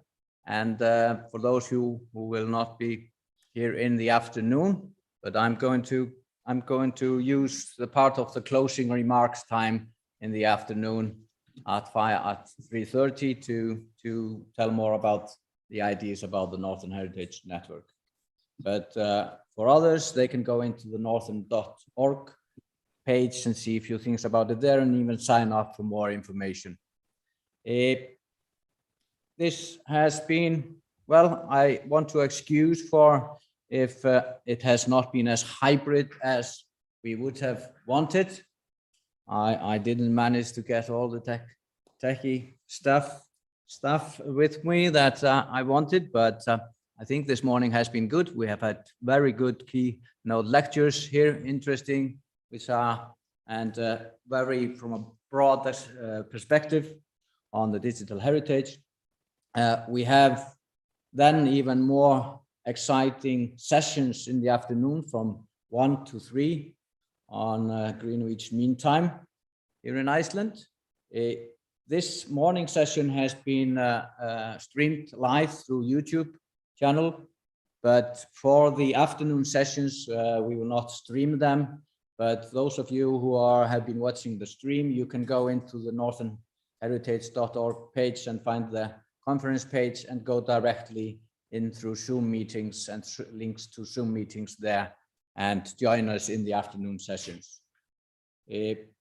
Yes, Alan, he reminded you of filling out the evaluation form that Catherine will then gather but now we are just 6 minutes behind schedule, and lunch break is waiting, and also the most exciting thing, which is actually that we have some 10 or 15 hands-on things, interesting things to see what we can do and what has been done, and that will then, so we will have a good lunch break with hands-on experiments, and then see you back in sessions. The sessions will be, there's one session here, and then there are 4 upstairs in the small rooms up there, and then 1 in a big room down here. But all the demonstration is down in the basement.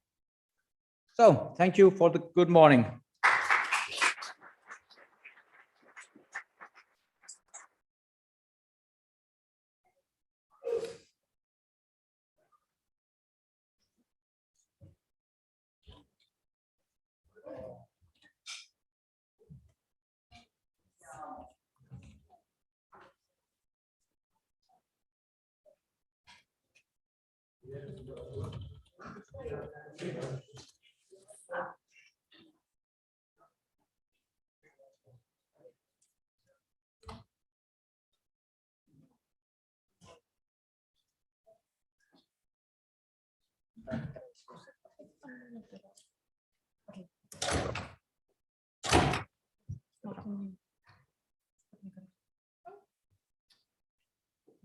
Ja, så er det bare